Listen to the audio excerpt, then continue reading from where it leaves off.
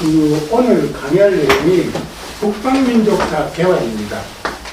그런데 이제 이 양이 워낙 방대하고, 또 저도 지식도 많지 않고, 또 깊게도 모르고, 그래서 도대체 이 북방민족사를 우리가 왜 강의를 해야 되는가, 또 왜 알아야 되는가, 또 우리 관점에서 왜 연구를 해야 되는가 하는 그 근거들을 오늘 좀 이야기하는 형식으로 강의를 진행을 하겠습니다. 북방민족사에 대해서는 중국은 아주 많은 연구가 되어 있어요. 근데 그것이 이제 어디까지나 자기들 중국의 관점에서 연구를 한 거기 때문에 북방민족 자신들의 관점에서 보면은 많이 안 맞는 수가 있습니다. 많이 안 맞는 수가 있고, 또 자기들이 직접 접촉하고 전쟁을 통해서 경험하고 한 그런 사건에 대해서는 비교적 소상하게 기록이 되어 있지만은, 그렇지 않는 부분에 대해서는 그냥 전해오는 이야기, 전해 들은 이야기, 이런 것 위주로 기록했기 때문에 정확하지 않은 그런 내용도 상당히 많습니다. 그래서 일단은 북방민족을 우리 역사에 편입을 시켜보자, 이런 관점에서 이야기하면은 왜 우리 역사에 편입을 시켜야 되는가 하는 것이 제일 중요하지 않겠습니까? 그래서 그것이 이제 북방민족사 개설이다, 이렇게 제목을 붙여놓고 제가 이야기를 좀 하도록 하겠습니다.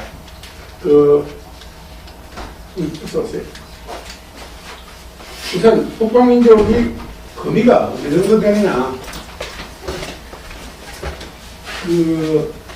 대체로 중국 쪽에서 또 우리가 보면은 만리장성 이북에서 발흥한 민족들이 북방민족이다, 이렇게 이야기를 할 수가 있죠.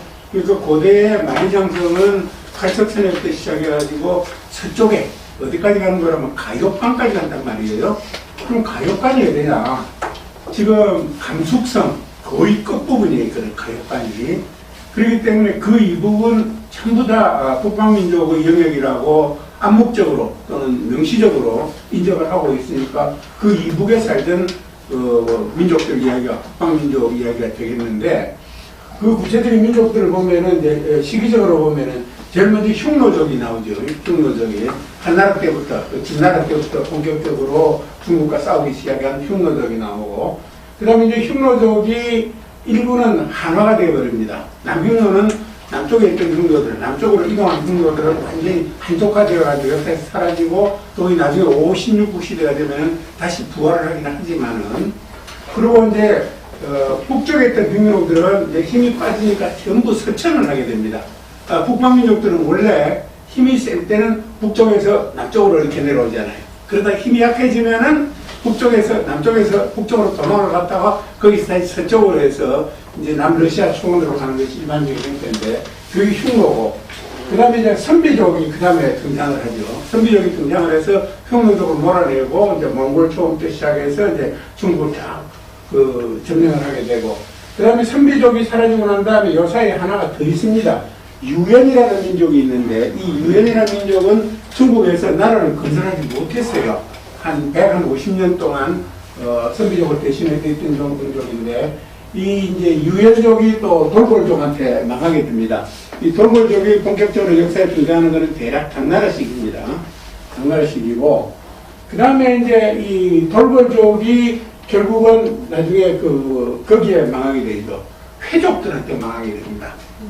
회월족들한테 망해가지고 이 돌골족도 다시 서쪽으로 가게 되고, 일부는 남게 돼요. 이 빈자리를 차지하고 들어온 게 거란입니다. 여러분, 이 나라를 세운 거란이에요. 이 거란도 나중에 1129년인가요? 금나라에 망하고 난 다음에 그 일부가 서쪽으로 가가지고, 그 서쪽에서 다시 서요, 보통 서양사에서 이야기하는 키타이라고 그러는데, 키타이라는 나라를 세워서 한 200년 동안 계속이 됩니다.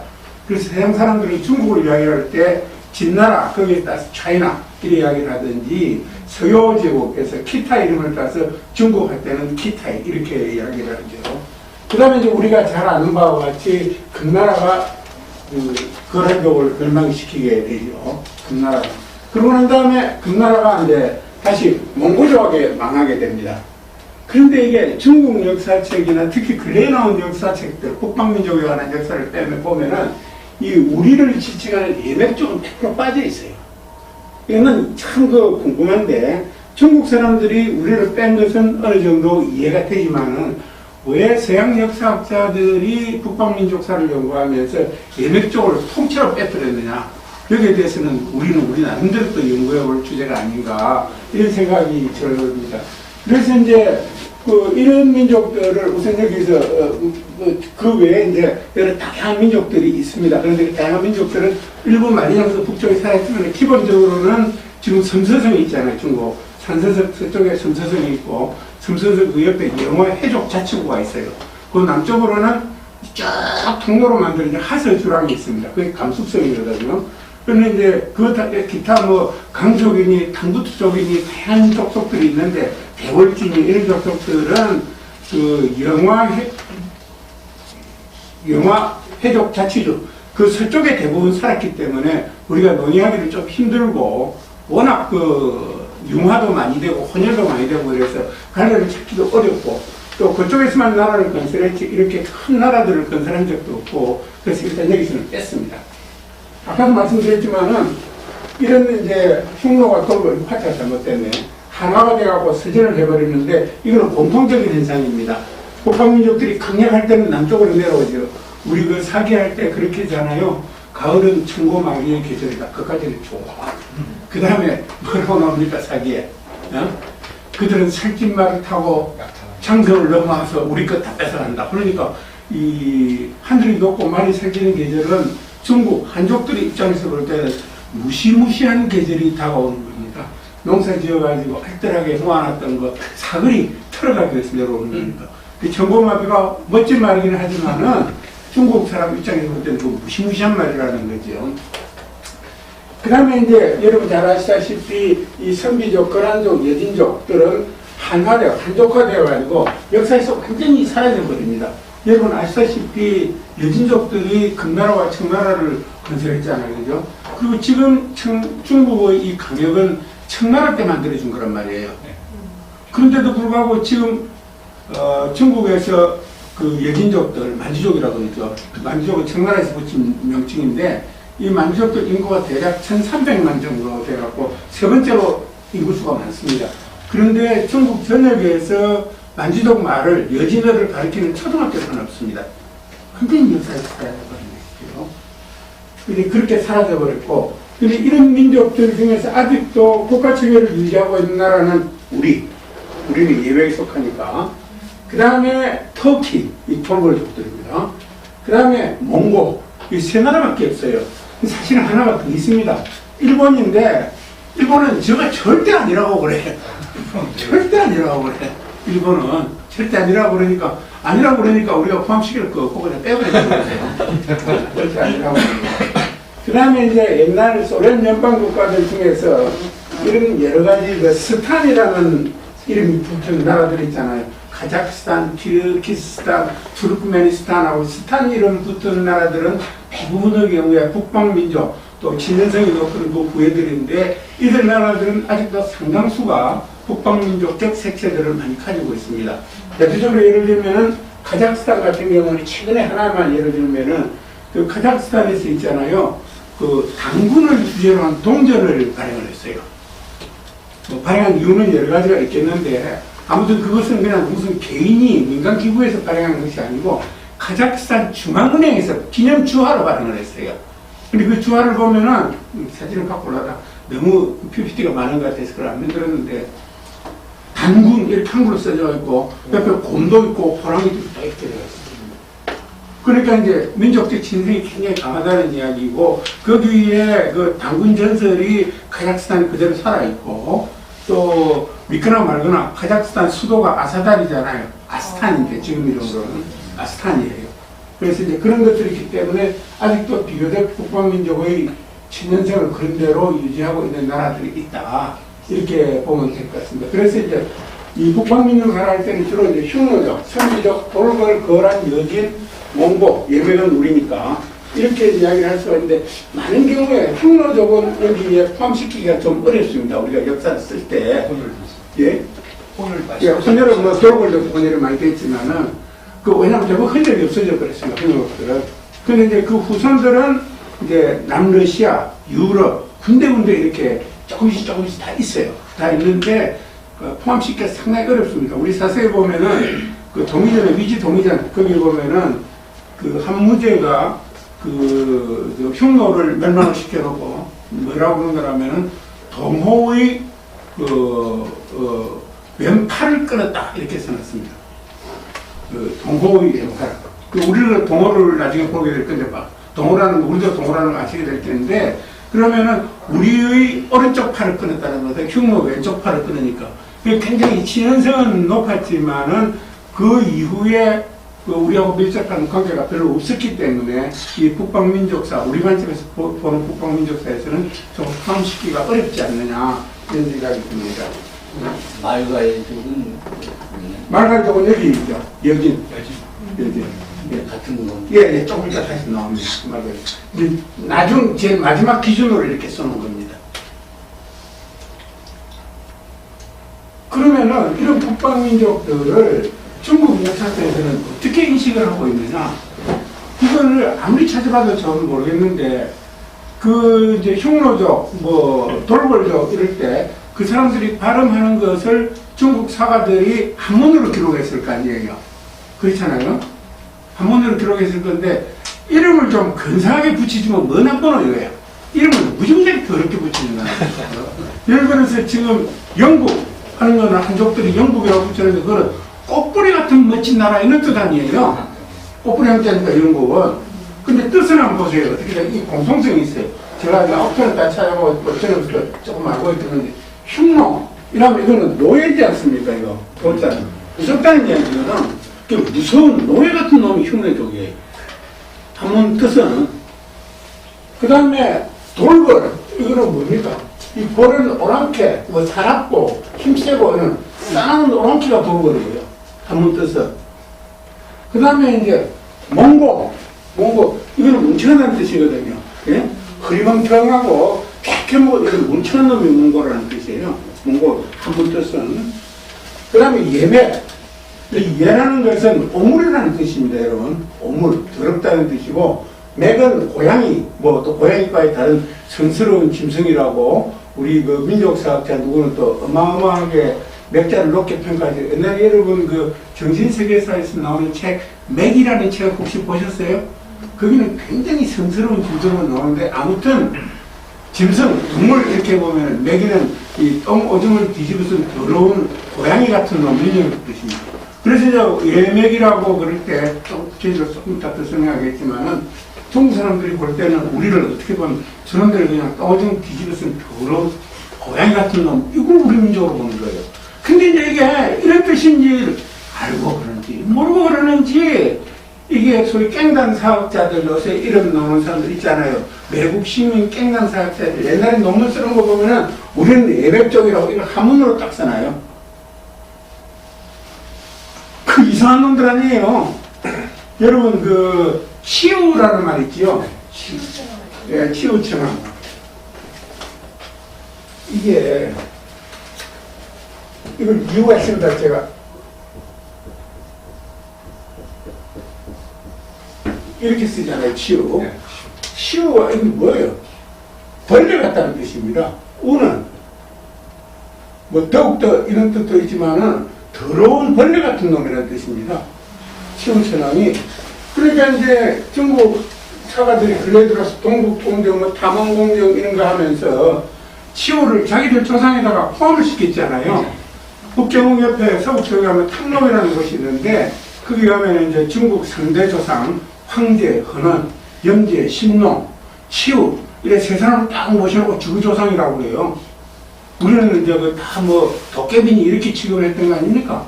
우리가 도깨비로 취급하고 있는 동안에 치우를 자기네 조상이라고 입양을 해버렸는데 이 글자 뜻으로 보면 절대로 한족 조상이 될 수 없잖아요. 어떤 놈이 그 조상을 버러지같이 더러운 놈 이렇게 이름을 붙이겠습니까? 똑같은 뜻이라는 거죠. 여기서 보면은. 그래서 이제 이 공통점이 있습니다. 이 중에서 끝까지 한족과 어떤 흉노, 몽고, 돌벌, 예매 여기에 대해서는 엄청난 비침으로 이렇게 뜻으로 한문을 써놓은 거예요. 그 다음에 이제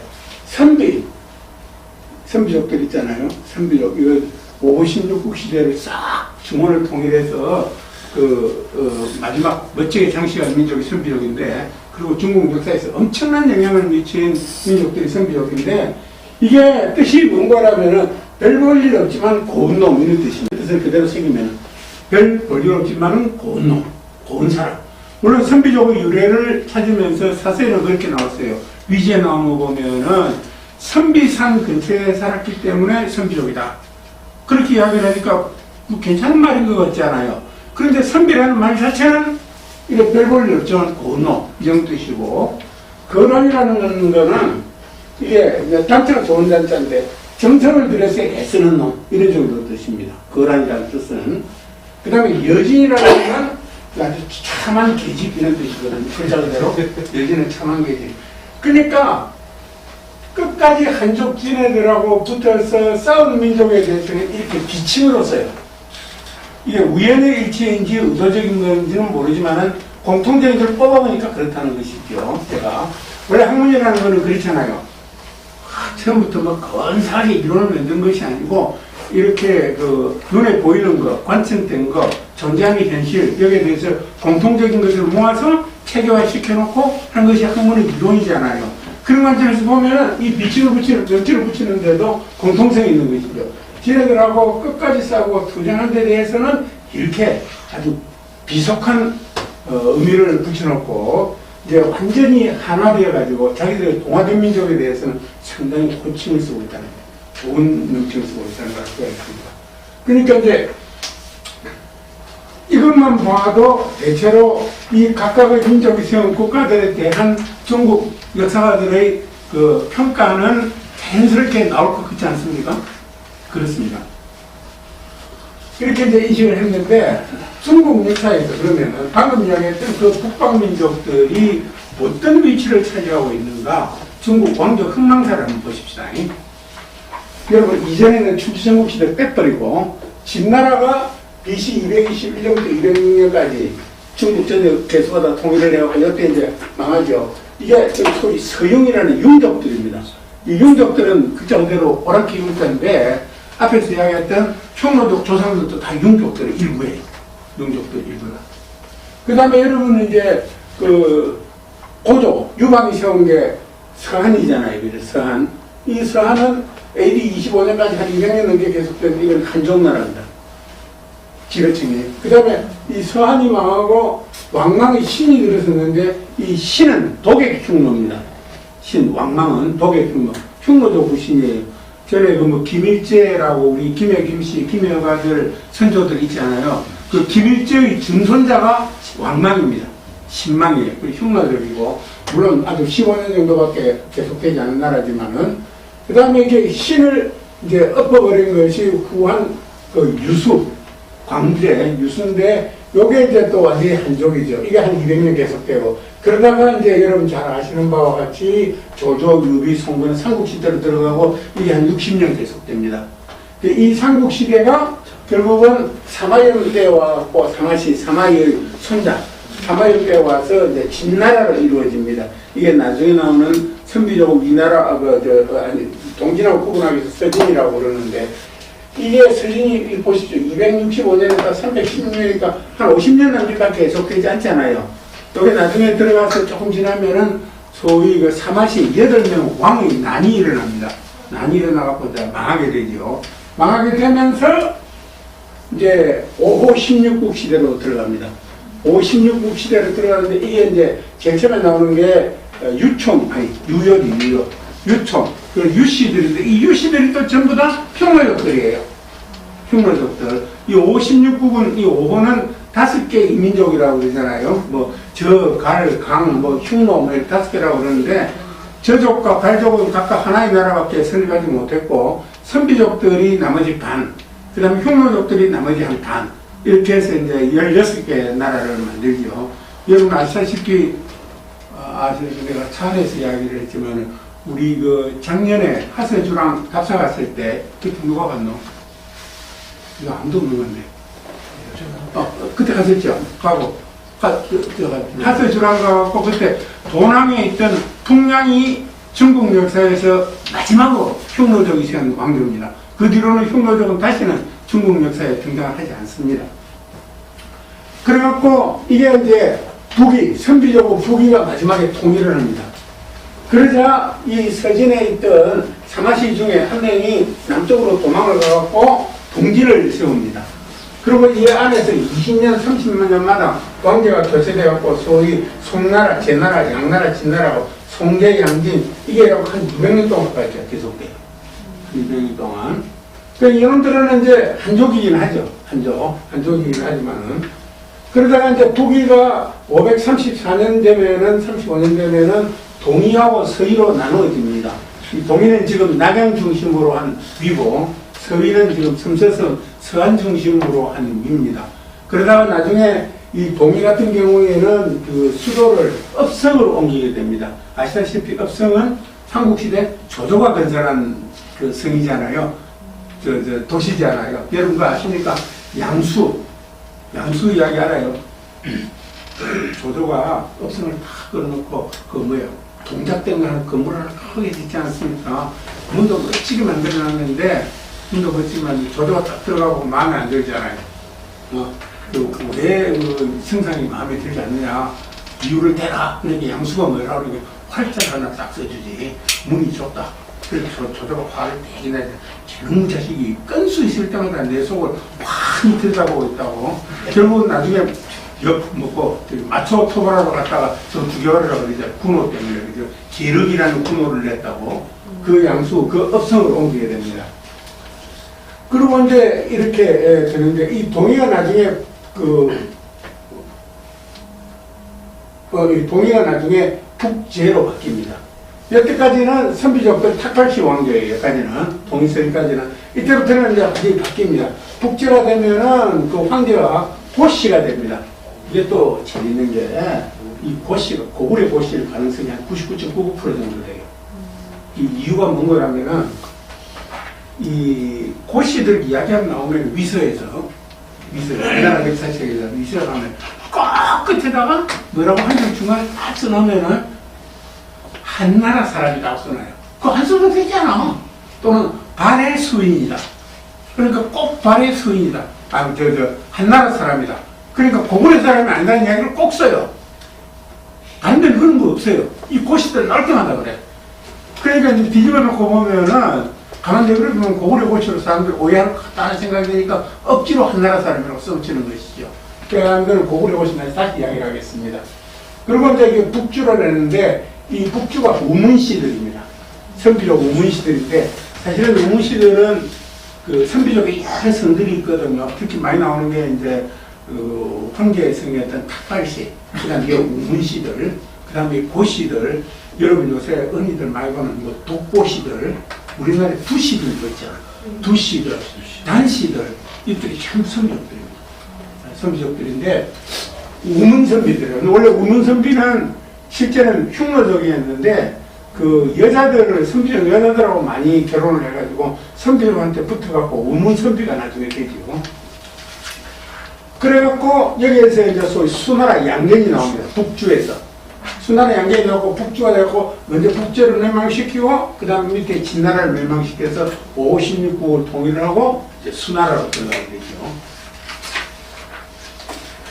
여러분들 잘 아시다시피 그러니까 양gen은 여러분 한족이 아닙니다. 선비족입니다. 원래 선비족 10대 대성 중에 보육시라는 성이 있는데 양gen은 원래 보육시입니다. 나중에 양시로 변성을 해서 성명을 바꾸고 그러고 난 다음에 수나라가 망하고 난 다음에 성게 당나라잖아요. 그게 한 300년 동안 계속 전하는 건데 뭐 이게 중국에서 최고의 융성의 시기라고 그러잖아요. 이 당나라에도 전부 다 지배층은 선비족들입니다. 선비족 플러스 나중에 돌궐족이 들어가고 조금 시간이 지나면은 그러니까 이연 그 다음에 이세민 이 시들이 있잖아요. 이 시들은 당연히 중국 선 같잖아요. 언제 이 시로 바꿨는지 모르지만은 이 사람들 선대는 전부 대야시입니다. 큰 대자, 둘야자 쓰는 선비족 성이에요. 거기서 그대로 했기 때문에 이게 전부 다 이제 선비족이 지배층이 되고 그 밑에 여러분 그 태종 이세민의 처남이 누굽니까? 장손무기잖아요. 장손무기. 그 태종 황비가 장손 황비잖아요. 그 장손무기도 선비족입니다. 지금 이야기한 이씨나 양씨나 이 장손씨 같은 경우는 중간에 한족하고 혼혈도 없는 순수한 선비족들이에요. 그리고 그 밑에 장군들도 전부 다 마찬가지고, 그 지난번에 2013년에 그 산서성하고 닭사를 갈 때 산서성에서 이제 대동에서 태원으로 조금 내려오면 진사라는 데가 있습니다. 그 진나라 사람들 그 사당을 모신 텐데 거기에 가면은 주 모시신 사람이 태종 그 이세민이에요. 그리고 그 앞에 보면은 태종의 그 가장 그 훌륭한 신하들 5명하고 같이 있는 기마상이 하나 멋지게 만들어져 있습니다. 청동상으로 딱 만들어놨는데 그 옆에 딱 보면은 한 놈이 칼을 들고 있지 않고 쇠몽둥이를 하나 딱 들고 있는 옆에 딱 서가지는 놈이 있어요. 그래서 저를 가만히 보고는 참 드럼 풍월로 저게 아마도 위지경덕일 것이다 하고 내가 이야기를 했거든요. 왜냐하면 위지경덕이라는 장군은 칼을 안 쓰고 쇠몽둥이를 썼어요. 그 앞에 가서 위지경덕이 맞더라고. 근데 이게 위지씨도 선비족 성씨예요. 지금 중국에서 그 위지씨는 전부 지자를 빼버리고 위자만 남아가지고 위씨는 전부 선비족 그 위지씨 후손들이에요. 그 다음에 이제 당나라가 딱 망하고 나면은 여러분 그 다음에 이제 적토사들이 5개 뭐 후당, 후진, 뭐 주전충이라고 막 나오잖아요. 그 5개 나라 북쪽, 남쪽에 10개국 그래갖고 이제 5대 19 시대가 됩니다. 이때는 뭐 종족이 뭐 없어요. 뭐. 그러다가 이제 여러분 5대 19 시대 마지막 쪽 가면은 거란족이 흥기를 해가지고 916년에 요나라를 건설합니다. 거란족이. 그 요나라를 건설해갖고 지금 그 하북, 하남성 싹 다 먹어버리죠. 회수 이부가 싹 다 먹어버리죠. 회수 이부는 다 먹어버리고 그 무렵에 몇십 년 늦게 이제 북송, 중국 송나라, 종황군 송나라가 이제 이게 5대 16국을 이어서 이렇게 들어서게 되는데 요 북송하고 또 요나라하고 전쟁을 해서 북송이 판판이 깨지잖아요. 북송이 판판이 깨지다가 이 거란족도 이제 우리하고는 거란족 요나라하고 역사는 뭐 많이 나와 있으니까 이게 그때 설명할 필요 없잖아요. 그죠? 뭐 누구야 그 저기 소비하고 군대가 와서 그러다가 그 다음에 또 뭐 성종이 와서 그러다가 3차에 걸쳐서 고려를 침략을 했다. 전부 다 그냥 서희의 그 간판에 넘어가서 돌아와 버리든지 그 다음에 귀주대첩을 해서 10만 군사가 3,000명을 살고 다 박살나고 도망을 간다든지 뭐 이런 역사들이 있으니까 그건 다 아실 텐데 이 거란족이 결국은 1129년에 이제 금나라에 망합니다. 여진족의 금나라에. 이게 완한 아오르타의 금나라지 않습니까? 그죠? 금나라에 망하고 이 북송 한족들은 남쪽으로 쫓겨가지고 이제 남송이 되게 됩니다. 그래서 이게 한 1279년 남송 기준으로 하면 금나라 기준으로 1230년 이 두 개가 다 원나라에 망합니다. 몽고족 쿠빌라이한테 망하게 돼요. 쿠빌라이 망하게 되는데 이 중간에 있잖아요. 900 대략 요부터 한 요 정도 기간 사이에 아까 이야기했던 그 영화 해족 자치구 섬서성 서쪽 그 다음에 감숙성 그걸 차지하고 있던 나라 중에 서하라는 나라가 있어요. 서쪽 할 때 서쪽하고 한나라 할 때하고 이 탕구트 쪽이 세운 서하라는 나라가 있는데 이 나라가 이제 실크로드로 가는 무역을 독점해서 상당히 번성을 했죠. 이 기간 동안에. 그거 내가 뺐습니다. 그 다음에 이제 아시다시피 몽고족 원이 있고, 그 다음에 명나라 한족이 있고, 그 다음에 청나라 여진족이 있잖아요. 그러면 이 전체의 세를 보면은 중국 이 장관 역사에서 한족이 중국을 온전히 지배한 기간, 일부가 아니고 온전히 지배한 기간. 분할해서 지배를 했든지, 한왕조가 지배했든지, 그 지배층이 한족이었던 경우에는 한나라, 동안 서양을 426년, 삼국시대 60년, 그 다음에 서진 101년, 명나라 276년, 전부 붙어서 863년밖에 없습니다. 나머지는 이 장관 중국 역사에서 전부 북방민족이 건설한 왕조들이 전부 또는 일부를, 중국 일부를 지배했다. 이렇게 보시면 되겠습니다. 어떻게, 이게 뭐, 가정이 좀 제쁩니까? 네. 그런데 이제 우리 역사에서 이러는데 도대체 중국을, 이 북방민족들을 어떻게 인식을 했는가 한번 보십시다. 어떻게 인식을 했는가. 황당한 이야기가 있을 수도 있는데 참고 들어주세요. 그 속정 때 그 후계자인가? 네, 그분이 쓴 규원사라는 책이 있습니다. 규원사 서문 중간쯤 보면 이렇게 됐어요. 자승조 이항공사 북행 누백년 이위 불기한 조리 만주지수 위하 구대천 즉 도하고야. 승조는 이제 우리 왕조를 이은 그 전부터니까 고려 때부터입니다. 고려 때부터 항복을 해서 조공을 바치려고 북쪽으로 간 사신이 있은 지 수백 년인데 이를 한스럽게 생각하지 않다가 졸지에 만주를 불구 대천의 원수로 여기게 됐는데 이게 도대체 무슨 까닭이냐 이랬냐. 그러니까 고려시대에서 그 청나라 발흥하기 전까지만 해도 계속 조공사신을 고르면서 북방민족에 대해서 별로 적대시하고 이런 것들이 없었는데 왜 만주가 들어서자마자부터 청나라가 들어서자마자부터는 그렇게 불구 대천의 원수로 여기느냐. 그러니까 이게 그때까지만 해도 그 성리학이 들어와서 4대 모가주의가 만연해 있었지만은 상당수의 사람들이 북방민족을 그렇게 오랑캐로 인식하기까지는 않았다, 심각하게. 그러니까 그 이전에는 말할 것도 없다는 이야기죠. 그래서 비교적 좋은 인식을 가지고 있었는데 성리학이 도금화가 되면서부터는 북방민족을 완전히 원수보듯이 됐다 하는 이런 인식이라고 볼 수가 있겠습니다. 그 다음에 이제 우리가 그 1910년에 일제 병탄이 됐잖아요. 그리고 중국 청나라가 1912년에 신해혁명으로 무너지게 됩니다. 이 현상을 보고 그 당시 상해에 있던 무원 김교헌 선생, 민족주의 역사자인데 이분이 그 써놓은 책에는 뭐라고 되어 있는가 하면 배달적 역사인데 청나라와 조선이 동시에 멸망한 것은 우리 역사에서 북국과 남국이 동시에 망한 거다. 그리고 이건 동시에 망한 게 처음이다.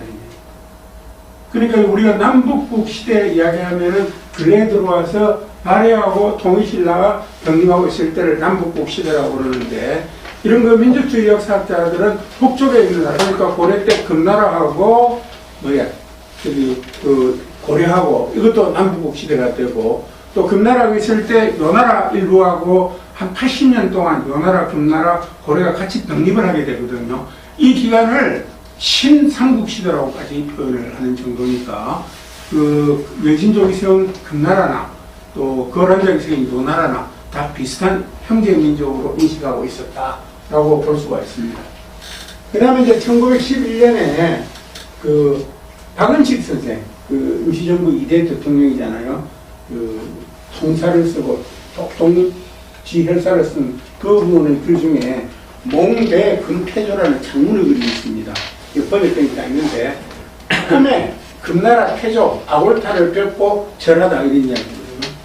아니 그 유학자들이 그래서 금나라 외진족만 해도 불구 대천을 위해서 오랑캐 정도로 생각하는데 어떻게 감히 조선 유학자가 꿈에 금나라 태조 아골타를 뺏고 절하느냐. 이 내용은 이 글의 내용은 이렇습니다. 왜 나라가 망했느냐? 조선이 망했느냐? 하고 생각을 해보니까 4대 모하주의 때문에 망했다. 결론 이렇습니다.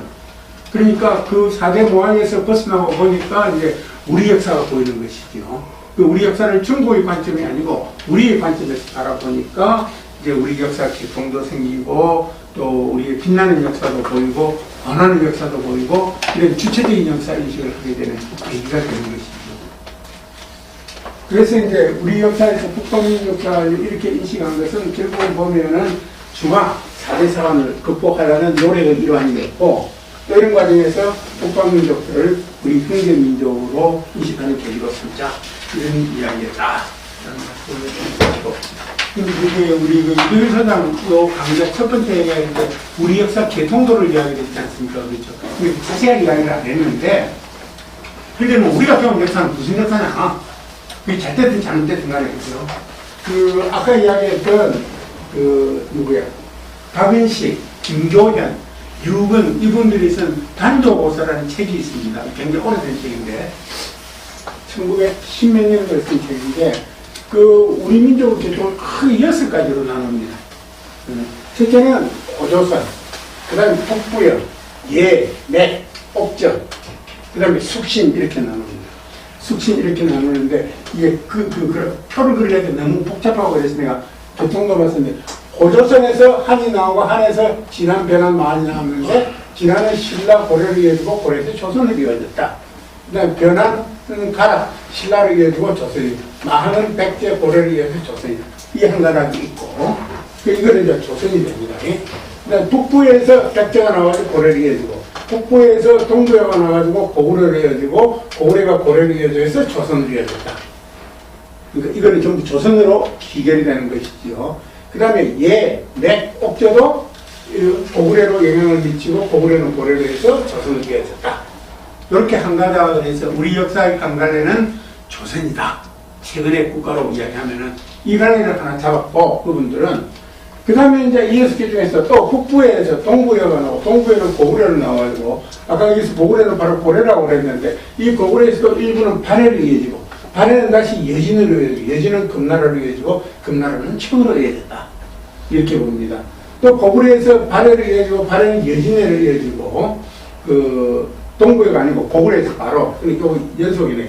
이렇게 청으로 이어지고 또 발해에서 요나라로 이어지고 요나라가 또 영향이 여진으로 이어지고 그렇게 청으로 이어졌다 하는 이 갈래 역사가 있고 그 다음에 이제 북부에서 선비가 분파가 되고 선비가 거란 요 발해 여진으로 해서 청으로 연결되었다. 이런 또 갈래가 있고요. 그 다음에 이제 예맥 옥저 여기 있었죠. 여기서 고구려가 나오고 발해가 있고 고구려에서 바로 고려를 하는 것도 있고 고구려에서 발해로 가는 부분도 있고 여진으로 해서 청으로 연결되었다. 이렇게 보는 관점이 있고 또 숙시는 음루로 연결되고 음루는 물길로 물길은 말갈을 예진으로 이렇게 해서 청으로 이어졌다.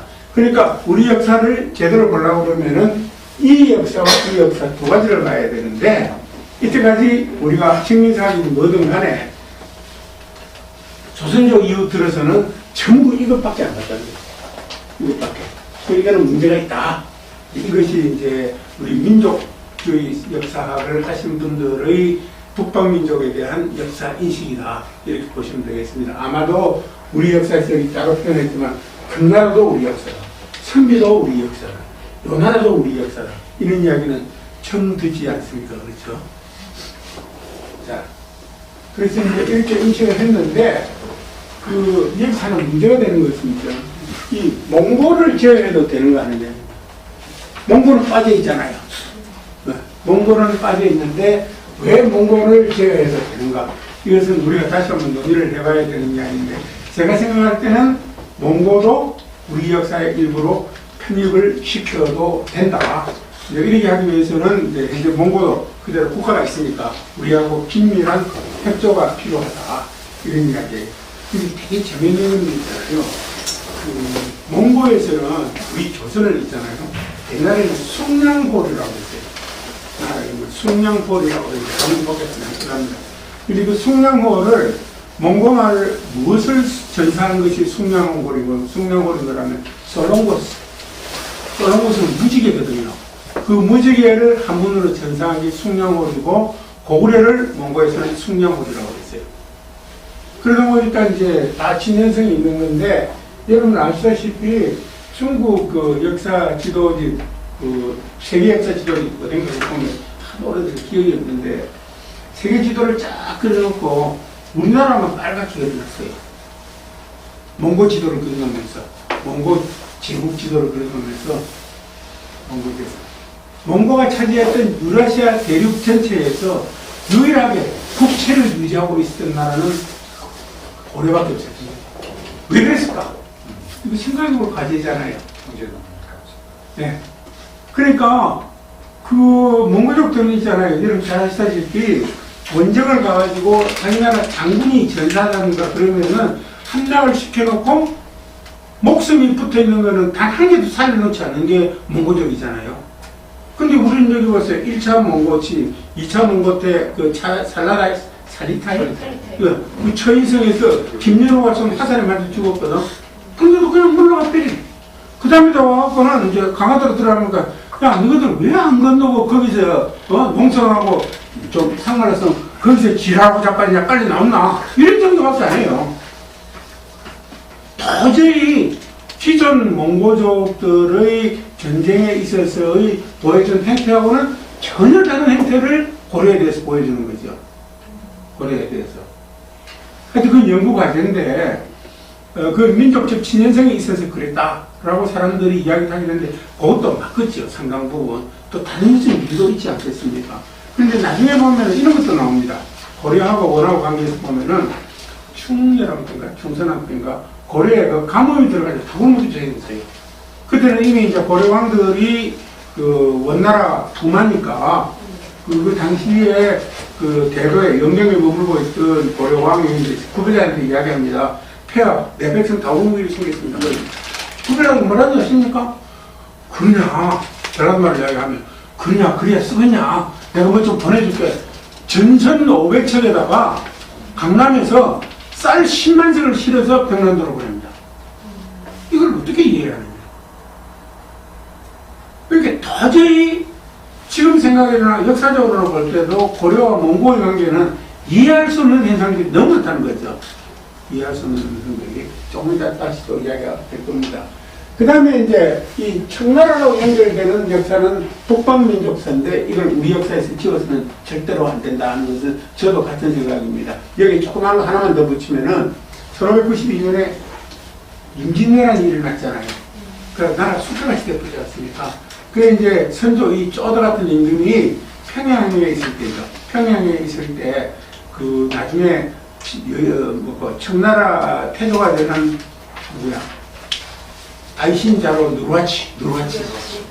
누르하치가 사진을 딱 보냅니다. 보내갖고는 전하, 우리는 이때까지 조선을 부모의 나라로 섬겨왔는데 지금 제가 도망간 건너편에 기병 5만이 있습니다. 곧 좀 있으면 겨울이 될 테니까 겨울이 돼서 도망가기 열면은 기병 5만을 몰고 내려가서 일본 놈 싹 쓸어버릴 테니까 걱정하지 마소서. 이렇게. 근데 이거를 이제 어떻게 우리가 받아들이냐 하는 것은 역사적으로 해석을 어떻게 하느냐 하는 것은 그것이 때로는 진정일 수도 있고 그렇잖아요. 때로는 조선의 그 국난을 기화를 해서 조선까지 먹어버리다는 무심한 생각이 있을 수도 있고 그렇잖아요. 그러나 이랬든 간에 어쨌든 간에 결과론적으로 보면은 명나라 군대를 끌어들이는 것보다는 좋았지 않겠어요? 아마도 나는 그렇게 생각해요. 그래갖고 이제 그 사신이 오니까 맨날 며칠을 두고 이제 조정에서 회의를 해가지고 결론은 이렇습니다. 오랑캐는 원래 뱃속이 음흉한 놈들이라서 감히 끌어들이면 안 됩니다. 이렇게 여기 필요 없다 보냈습니다. 그랬다가 25년 후에 청나라를 건설했습니다. 그 참 묘한 게 많습니다. 그래서 이제 우리가 이런 관점에서 보면은 우리 역사에서 우리가 배운 것은 그냥 오직 조선인데 그것은 우리 역사의 반토막밖에 안 되는 것 아니겠느냐 이런 이야기를 할 수가 있습니다. 특히 이제 몽골을 제외하고는 그 북방 만해장성 이북에서 국채를 유지하는 나라가 하나도 없으니까 이걸 그대로 두면은 그 당시 북방민족의 역사들은 어느 역사에 속하게 됩니까? 국가별로는 자기 나라 역사다라고 포함을 시킬 수 있지만은 민족적 차원에서 보면은 어디에도 속하지 않고 그대로 사라져버릴 수밖에 없는 역사죠. 그러니 내가 생각할 때는 우리 역사에 포함시키는 것이 훨씬 좋다. 이런 이야기를 할 수가 있을 겁니다.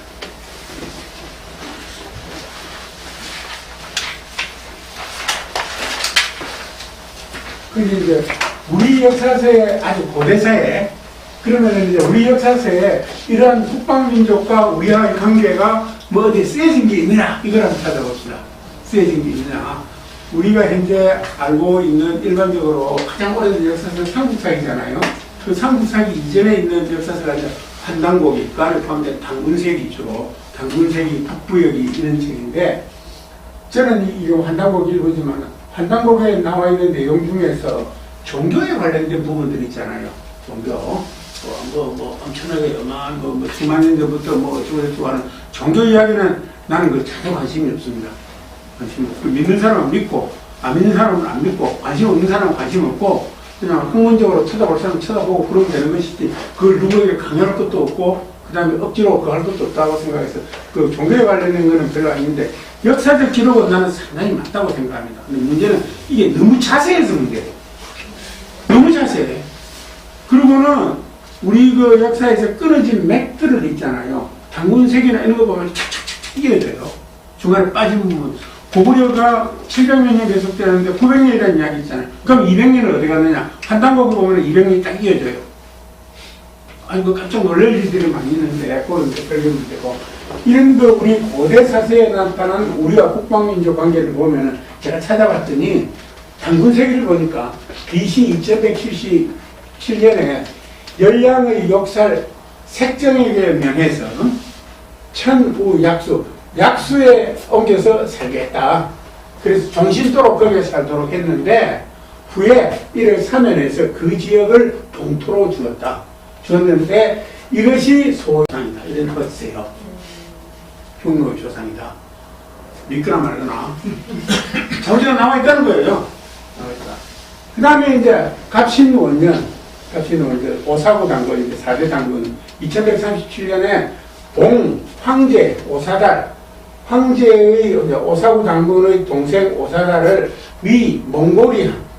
몽골리의 왕으로 삼았다.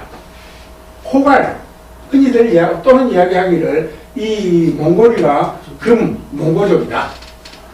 비후운, 그 후예가 바로 몽고족이다. 이런 얘기. 그 다음에 이제 기미 40년 BC 1622년에 또 황제 대심, 왕의 동생 대심을 봉했는데 남선비 대인이란 말은 군장 또는 왕 이런 뜻입니다. 대인이란 말. 남선비의 왕으로 삼았다. 그렇게 돼가지고 있어요. 이게 요거는 믿거나 말거나 간에 하여튼 아주 상고 시대부터 그 나름대로 관계를 가지고 있었는데 이 관계를 가지고 있으려면은 한번 생각을 해봅시다. 요새처럼 무슨 휴대폰 전화가 있는 게 아니고, 그쵸? 그 지역이 얼마나 넓어요. 몽골 처음 때 시작해갖고 저쪽 감속성 영화 해적자치 붙고 중갈평원까지 가려고 그러면은. 그러니까 이게 비교적 그 서로가 연락을 취하기도 쉽지 않고, 어렵지 않고 하는 비교적 찍은 거리에 있었다거나 상당히 광범위한 지역을 효과적으로 이렇게 통치를 하고 있었다 하는 그런 이야기가 될 텐데요. 이런 거는 이제 있지만은, 그 다음에 또 BC 1263년에 보면은 몽골이 지변, 몽골의 병사들과 합해서 소도 거기에 도착해서 은성체,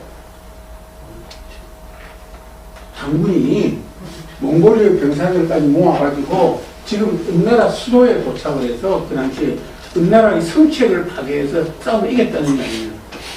근데 이제 은나라하고 이 병족하고 싸운 거는 많이 나오거든요. 많이 나오는데 뭐 귀방하고 싸운 것도 있고 여러 가지 무전대 싸운 것도 있고 계속 나오기는 하는데 이게 이제 1236년 BC에 있었던 거고, 그 다음에 BC 9부의 원년은 아까 흉노 누구 봉했다고 그랬잖아요. 흉노 입공, 흉노가 와서 공을 바쳤다. 이런 이야기도 있고, 그 다음에 BC 847년에는 선비산 추장 문길 입공, 선비 추장 문길이 와서 공물을 바쳤다. 이런 이야기도 있어요.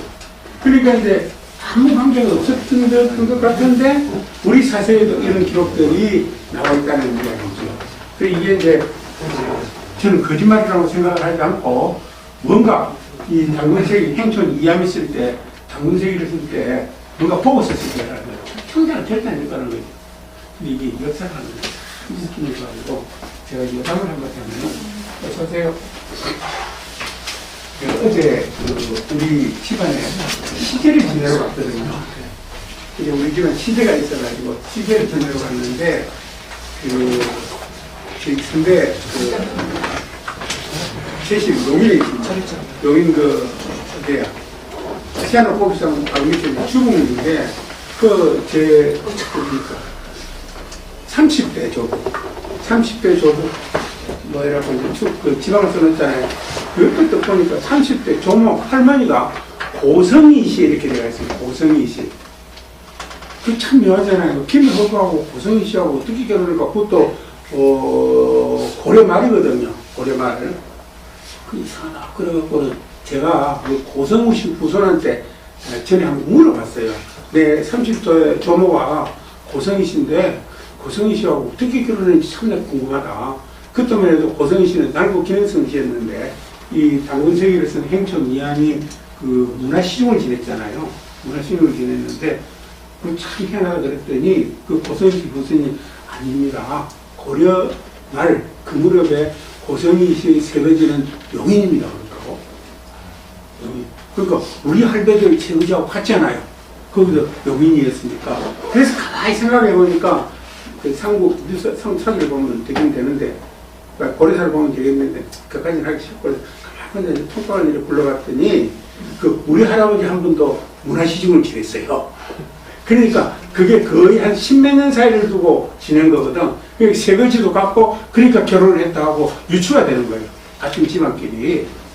그러니까 이런 기록들도 이걸 100% 엉터리고 저기 식민 강단 사업자들 하는 식으로 이게 날조다, 창작이다 라고만 믿을 수는 없는 거예요. 근거를 썼다고는 볼 수 없는 거거든요. 뭔가를 보고 썼을 거 아니겠느냐 이런 생각이 들고, 그 다음에 이제 삼국사기에 보면은 앞에 그 북방민족하고 관계해서 동맹은 11년에 그 동맹성왕이 장군 구분노를 시켜서 선비족을 전벌했다 이렇게 나옵니다. 잘했다. 그래갖고 시급을 주려고 그러니까 안 받겠다. 전하의 음덕으로 내가 정보를 한 건데 폐하의 어째 그 땅을 받겠습니까? 그래, 네 수고했다. 그러면 아주 명마열필하고 금 13근을 주구만. 그래갖고 이제는 그런 기록들이 나와요. 이렇게 선비족하고 관계있고, 그 다음에 이때 선비족을 정복을 해서 그 다음에 한 70년, 아니 한 8, 90년 지나고 100년쯤 지나고 난 다음에는 아마 선비족하고 상당히 잘 지내는 게 잘못됐네. 태종입니다. 태종왕인데 태종왕이 선비족 병사 8,000명과 함께 중국 여대를 공격을 해서 요동태수 채풍이 전사했다. 이런 기록이, 이거는 저기 중국적 기록이 됐습니다. 그러니까 상당히 밀접한 관계였다. 일단 이런 이야기가 되겠네요. 그럼 이제 고려사를 보면은 우리나라 역사는 금산이 나오는데 평주는 황해도 있는 평산입니다. 평주, 승려, 금준이, 이게 또 세금자 이렇게 써놨어요. 금준이 금나라 선조다 이렇게, 금나라 가골타의 선조다 이런 이야기고, 그 다음에 평주 승려 김행이 김극수를 낳고, 김극수가 여진족 여자를 취해서 고울태사를 낳고, 고울태사는 한리태사를 낳고, 한리태사는 행리발을 낳고, 행리발은 오야속을 낳았는데 이 오야속의 동생이 완안가골타다 이렇게 되어 있습니다. 고려사 세가 이렇게 나와 있는데 예종대. 근데 결국은 이 김행은 우리 그 안동건 씨들 있잖아요. 안동건 씨. 그 안동건 씨 문집에도 그 김행이라는 사람이 만주로 갔다 여기까지 나와 있어요. 그 김행이 이 김행인지는 알 길이 없지만은 그 안동건 씨가 원래 그 경주 김씨들입니다. 네. 경주 김씨들인데 나중에 고려 태조가 건국을 하면서 이제 그 남쪽 그 평정을 할 때 도와줬다 그래갖고 태사로 공한 사람 중 3태사 중에 한 사람이지요. 그래서 이제 성을 이제 그 안동건 씨로 바꿨죠. 그러니까 이제 이 외에 우리나라와 거란 몽골 청각이란 굉장히 풍부한데 이 기록까지는 아마 여러분들도 아시는 분도 계시지만은 많은 분들이 잘 모르실 거다. 강의 시간이 있으니까 10분쯤 쉬었다가 한가라 포탑문화연구소에서 힐만두 역사 답사를 갔습니다. 답사를 갔는데 장춘 비행장이 지내가지고 길림성 북쪽으로 가가지고 길림성 북쪽에서 내몽고 좌측으로 들어갔다가 좀 더 올라가가지고 후룬베일 초원 들어가서 몽고와 중국과 그 다음에 소련 국경인 그 만주리 갔다가 거기서 다시 동쪽으로 쭉 해가지고 거의 이제 그 흑룡강 근처까지 갔다가 거기서 이제 남쪽으로 치치하울로 할빈으로 해서 이제 들어왔어요. 들어왔는데 거기에 여러 가지 이유가 있지만은 소위 선비족 발상지라는 알선동굴을 보기 위해서 갔어요. 갔는데 나중에 알았는데 너무너무 놀랬다는 거 아닙니까? 그 알선동굴이 이제 선비족 발상지라는 것을 그 선비족들이 북위를 건설하고 난 다음에, 북위라는 나라를 건설하고 난 다음에 그 알선동굴을 거쳐에 있던 오략콘이라는 나라가 있었는데 조그마한 나라였겠죠. 거기에서 이제 낙양에다가 사신을 보내가지고 여기가 당신들의 발상지요 하고 이야기를 하니까 탁발도라는 황제가 그 중서랑 이푼가 하는 사람을 보내가지고 제사를 지내게 됩니다. 그 기록이 역사에 남아있어요. 그런데 그게 어딘지 잘 몰랐죠. 그런데 1980년에 그 지역에 살던 중학교 교사가 그 알선 동굴 자체는 거기에 굴이 있는 걸 알았을 겁니다. 그런데 그 굴이 어떤 굴이었는가는 몰랐던 거죠. 몰랐는데 그 위치가 이륙홀인데 여기입니다. 이륙홀이 여러분. 그런데 이 지도가 언제 만들어진 건가라면은 1910년에 조선에서 만든 지도예요. 1910년에. 근데 알산동굴이 여기에 있는데 이 이륙호리산이라는 것이 유명한 산도 아니에요. 근데 이 지도에 보세요. 이륙호리라고 표시를 해놓고 그렇잖아요. 이륙호리라는 이게 뭐예요? 이게 흥룡강이거든요. 이륙호리라는 표시를 해놨어요. 표시를 해놨는데 제가 하는 이야기는 거기를 딱 갔더니 구름배열촌을 이렇게 쭉 가로질러서 가는데 한참 가니까 이제 그 좀 가니까 그 평원에서 산이 막 나타납니다. 산도 뭐 숲이 굉장히 우거지지요. 양쪽으로 전부 다. 근데 차 통행도 굉장히 많아요. 그 길이 그 나라는 강을 따라서 이렇게 쭉 가는데 한참 가니까 뭐가 떠나가는 건 아리수 150km 이랬다는 거예요. 아리수 150km. 또 오늘 놀랐겠어요. 근데 아리수라고 안 나오고 아리하 100km 이래요. 150km. 그러니까 다 같은 강 한자니까 숫자로 바꾸면 아리수잖아요. 그거 심통하네. 그래갖고는 이제 쭉 갔어요.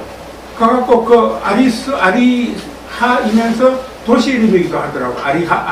아리아시라는 도시이기도 하는데 거기 박물관이 하나 있고 박물관 앞에 이제 차를 딱 대고 딱 내리니까 그게 뭔 거라면은 동서로는 대로가 이지하게 넓더구만. 뭐 땅이 넓으니까 우리 식으로 10차선도 넘는 도로야.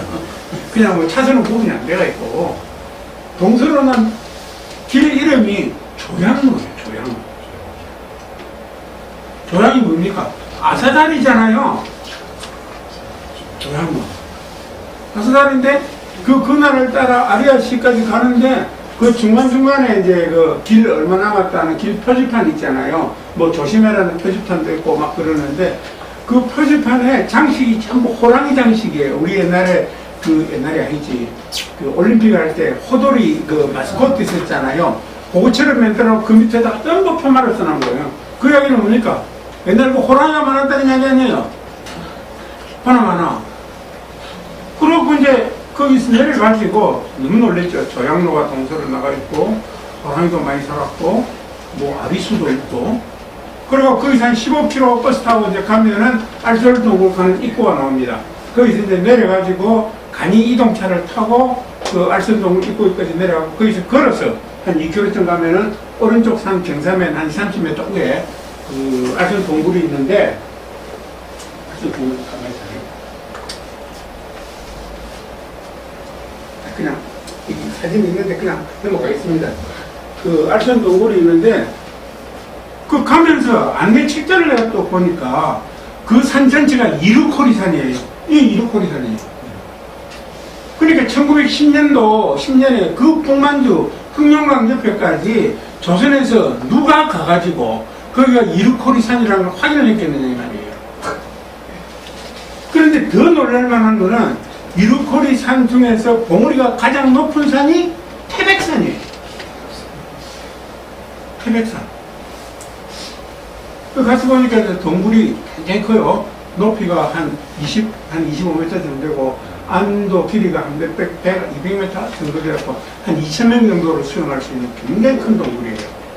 굉장히 큰 동굴.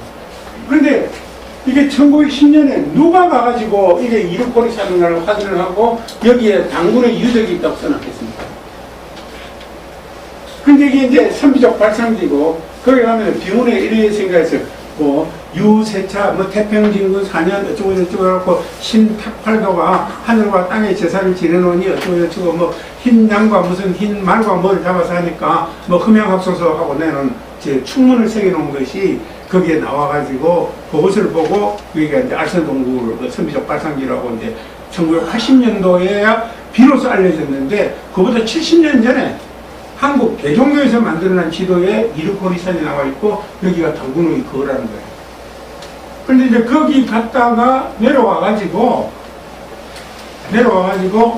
그 주차장에서 점심을 먹어야 되는데 또 보니까 건너편에 조선포체라고 써놔 있더라고. 조선포체. 조선포체가 김치거든요. 근데 조선포차를 딱 시켰더니 시켜놓고 보니까 김치가 아니고 짠지야, 짠지. 못 먹었는데, 그러면 여름이고 이러니까 이제 이 과일이나 이런 게 좋을 때잖아요. 거기서 한 블럭 더 가니까 이 동서로 시장가가 이렇게 길쭉하게 형성되어 있는데, 우리 이제 일반 시장 똑같아요. 세상에 거기 갔더니 있잖아요. 우리 먹는 고추도 있고, 그 다음에 우리 뭐라고 그러지? 뭐라고 그러지? 우리 토종 오이, 무런도 이거네. 그 중국에 그때 우리밖에 없다고. 노각이 있고, 마늘도 있고, 다 있어요. 근데 그 거리가 망고라면 대략 서울에서 2,300km 정도 떨어진 곳입니다. 계산을 해보면은. 이걸 도대체 어떻게 해야 될까? 마늘도 있지, 동굴도 있지, 큰 동굴도 있지, 호랑이도 천지백갈이지, 옛날에. 그 다음에 아리수도 있지, 아사달도 있지. 여러분, 쑥만 있으면 뭐가 됩니까? 곰을 찾아야죠. 그럼 곰도 많았어요. 왜냐하면 곰이 많았다는 이유는 그 바로 박물관 안에 거기 악년춘족 자치구인데 그 안에 전시해 놓은 것 중에 곰 사냥, 호랑이 사냥하는 게 계속 많이 나와요. 그 옛날에 곰도 호랑이도 많았다는 이야기거든. 그럼 쑥만 있으면 되는데 쑥이야 어디든지 천지잖아요. 깜짝 놀랐어요. 근데 그거보다 더 놀란 거는 저는 이 기록을 보고 더 놀랐어요. 알선동굴의 존재가 알려진 게 1980년대인데 80년대 겨울 발견됐는데 어떻게 그렇게 유명하지도 않는 산이 이르코리 산이라고 이 지도에 기록이 되었고 거기에 그런 유적들이 남아있느냐는 거죠. 이 지도는 누가 만든 건가요? 예? 대종교에서 만든 겁니다. 대종교에서 거기는 10년 단군에 추적해갖고 알고 있었던 건가요? 알고 있었다기보다는 기록이 있었겠죠. 예를 들면은 홍합 낙철 선생이 대종교를 중광할 때 그 대종교 역사라든가 당군교를 중광한 게 대종교잖아요. 그 당군교가 몇 년이 전해내려고 왔는데 그 백두산에서 그 당군교를 내려왔던 모셔왔던 한 노인을 만나게 됩니다.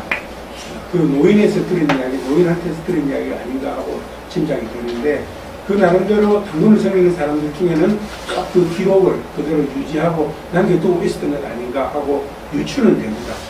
제가 그걸 직접 말을 듣지 않았으니까 확신은 못합니다만 아무튼 이게 1910년도인데 알선동굴이 세상에 알려진 게 1980년이니까 무려 70년 전에 이루코리 산이라는 것을 기록해놓은 지도가 있었다는 것은 아마 깜짝 놀랄 만한 일이고 우리와 민족적 친연성을 두루 갖추고 있는 그런 상황이 아니겠느냐 이렇게 생각하는데 중국 쪽 역사가들이 써놓은 걸 보면은 대체로 북방민족들이 발행한 곳이 그 후룬베일 초원이랍니다. 그 후룬베일 초원이 내몽고 자치구 흑룡강성하고 힐림성 그 북쪽에 쭉 이래 나서가 있는데 거기가 유목지 중에서는 최고의 지역들이 물이 풍부해요. 첫째. 그리고 평원이 쭉 있다가 구름도 좀 있고 하다 약간 산도 좀 있고 그러면 수목도 우거지고 그리고 이제 야생동물도 많고 그래서 이제 사냥하기도 좋고 유목하기도 좋고 물도 풍부하고 그 대신에 지금부터 3,000년, 4,000년 전에는 잘 아시다시피 기후가 이제 간빙기여가지고 지금보다는 훨씬 따뜻했어요. 그쪽이 한 3도 내지 5도가 높았고 강수량도 지금보다 한 200~300mm 정도 더 많았으니까 훨씬 사람이 더 살기 좋은 지역이었다라는 것을 중국 쪽 학자들이 밝혀놓은 바가 있는데 북방민족들이 대부분 보면은 선비족도 마찬가지고 예진족도 마찬가지고 몽고족도 마찬가지고 그 후룬베일 초원이 바로 그 징기스칸 그 보르치킨 시족이 발행한 지역입니다. 발행한 지역. 그래서 다 같은 지역에서 발행을 해가지고 남쪽으로 남하를 해서 우리가 제국을 다 건설하게 이렇게 되거든요. 이걸 보고 깜짝 놀랐던 이야기 먼저 말씀드리고 근데 이제 북방민족 이 사람들이 우리와의 관계를 어떻게 인식했는가 이것만 또 기록을 좀 찾아봅시다. 우리 쪽에서는 그런 난들은 좀 친연성이 있다고 인식한 걸로 나와 있잖아요. 북방민족들도 우리와 친연성을 인정하는데 코리아와 우리 민족은 먼 옛날 중앙아시아에서 우리와 함께 형제로 살았다. 이게 터키 중학교 2학년 사회교과서에 나오는 거예요. 터키 돌골족이잖아요. 돌골족이잖아요. 돌골족인데 터키 역사도 뭐 간단하게 이야기하면은 동돌골, 서돌골이 있다가 이제 두 배가 나중에 망하죠. 망하다가 다시 780년에 그 동돌벌이 다시 제2제국을 건설하게 됩니다. 그러다가 이제 이것이 망하고 난 다음에 완전히 서지를 해가면서 이제 또 서쪽에 있던 민족들하고 자꾸 융화가 돼가면서 서쪽으로 가가지고 이제 1100년대에 되면은 그 중앙아시아, 아라비아 반도, 그 다음에 지금 그 중근동 지역에서 셀juk 터키라는 대제국을 건설하죠. 셀juk 터키. 근데 이 셀juk 터키가 징기스칸은 몽고군한테 망하게 되고 그 지역이 이제 일한국이 들어서게 되는데 나중에 이제 일한국이 망한 무렵에 그 오스만 터키가 발흥을 합니다. 오스만 터키족들이. 그 오스만 제국이 무려 580년 동안 계속된 제국이거든요. 1922년에 케마르 파샤가 그 민족운동을 일으켜가지고 오스만 제국이 멸망을 하고 오스만 제국 치하에 있던 각 나라들이 독립을 해서 지금 그 중원동 지역 나라들이 다 되지 않습니까? 그게 바로 터키 민족이라는 거죠. 그리고 이 터키 사람들은 자기들 그 국가 기원을 있잖아요. 돌걸 제2제국 건설기, 그러니까 AD 748년인가 82년인가 연배경은 그렇게 중요하지 않잖아요. 그죠? 그때를 터키 국가 기원으로 삼고 있습니다. 그 사람들은. 굉장히 나중에. 예, 굉장히 나중에. 그렇지만 그때 국가 기원으로 사도 지금 몇 년입니까?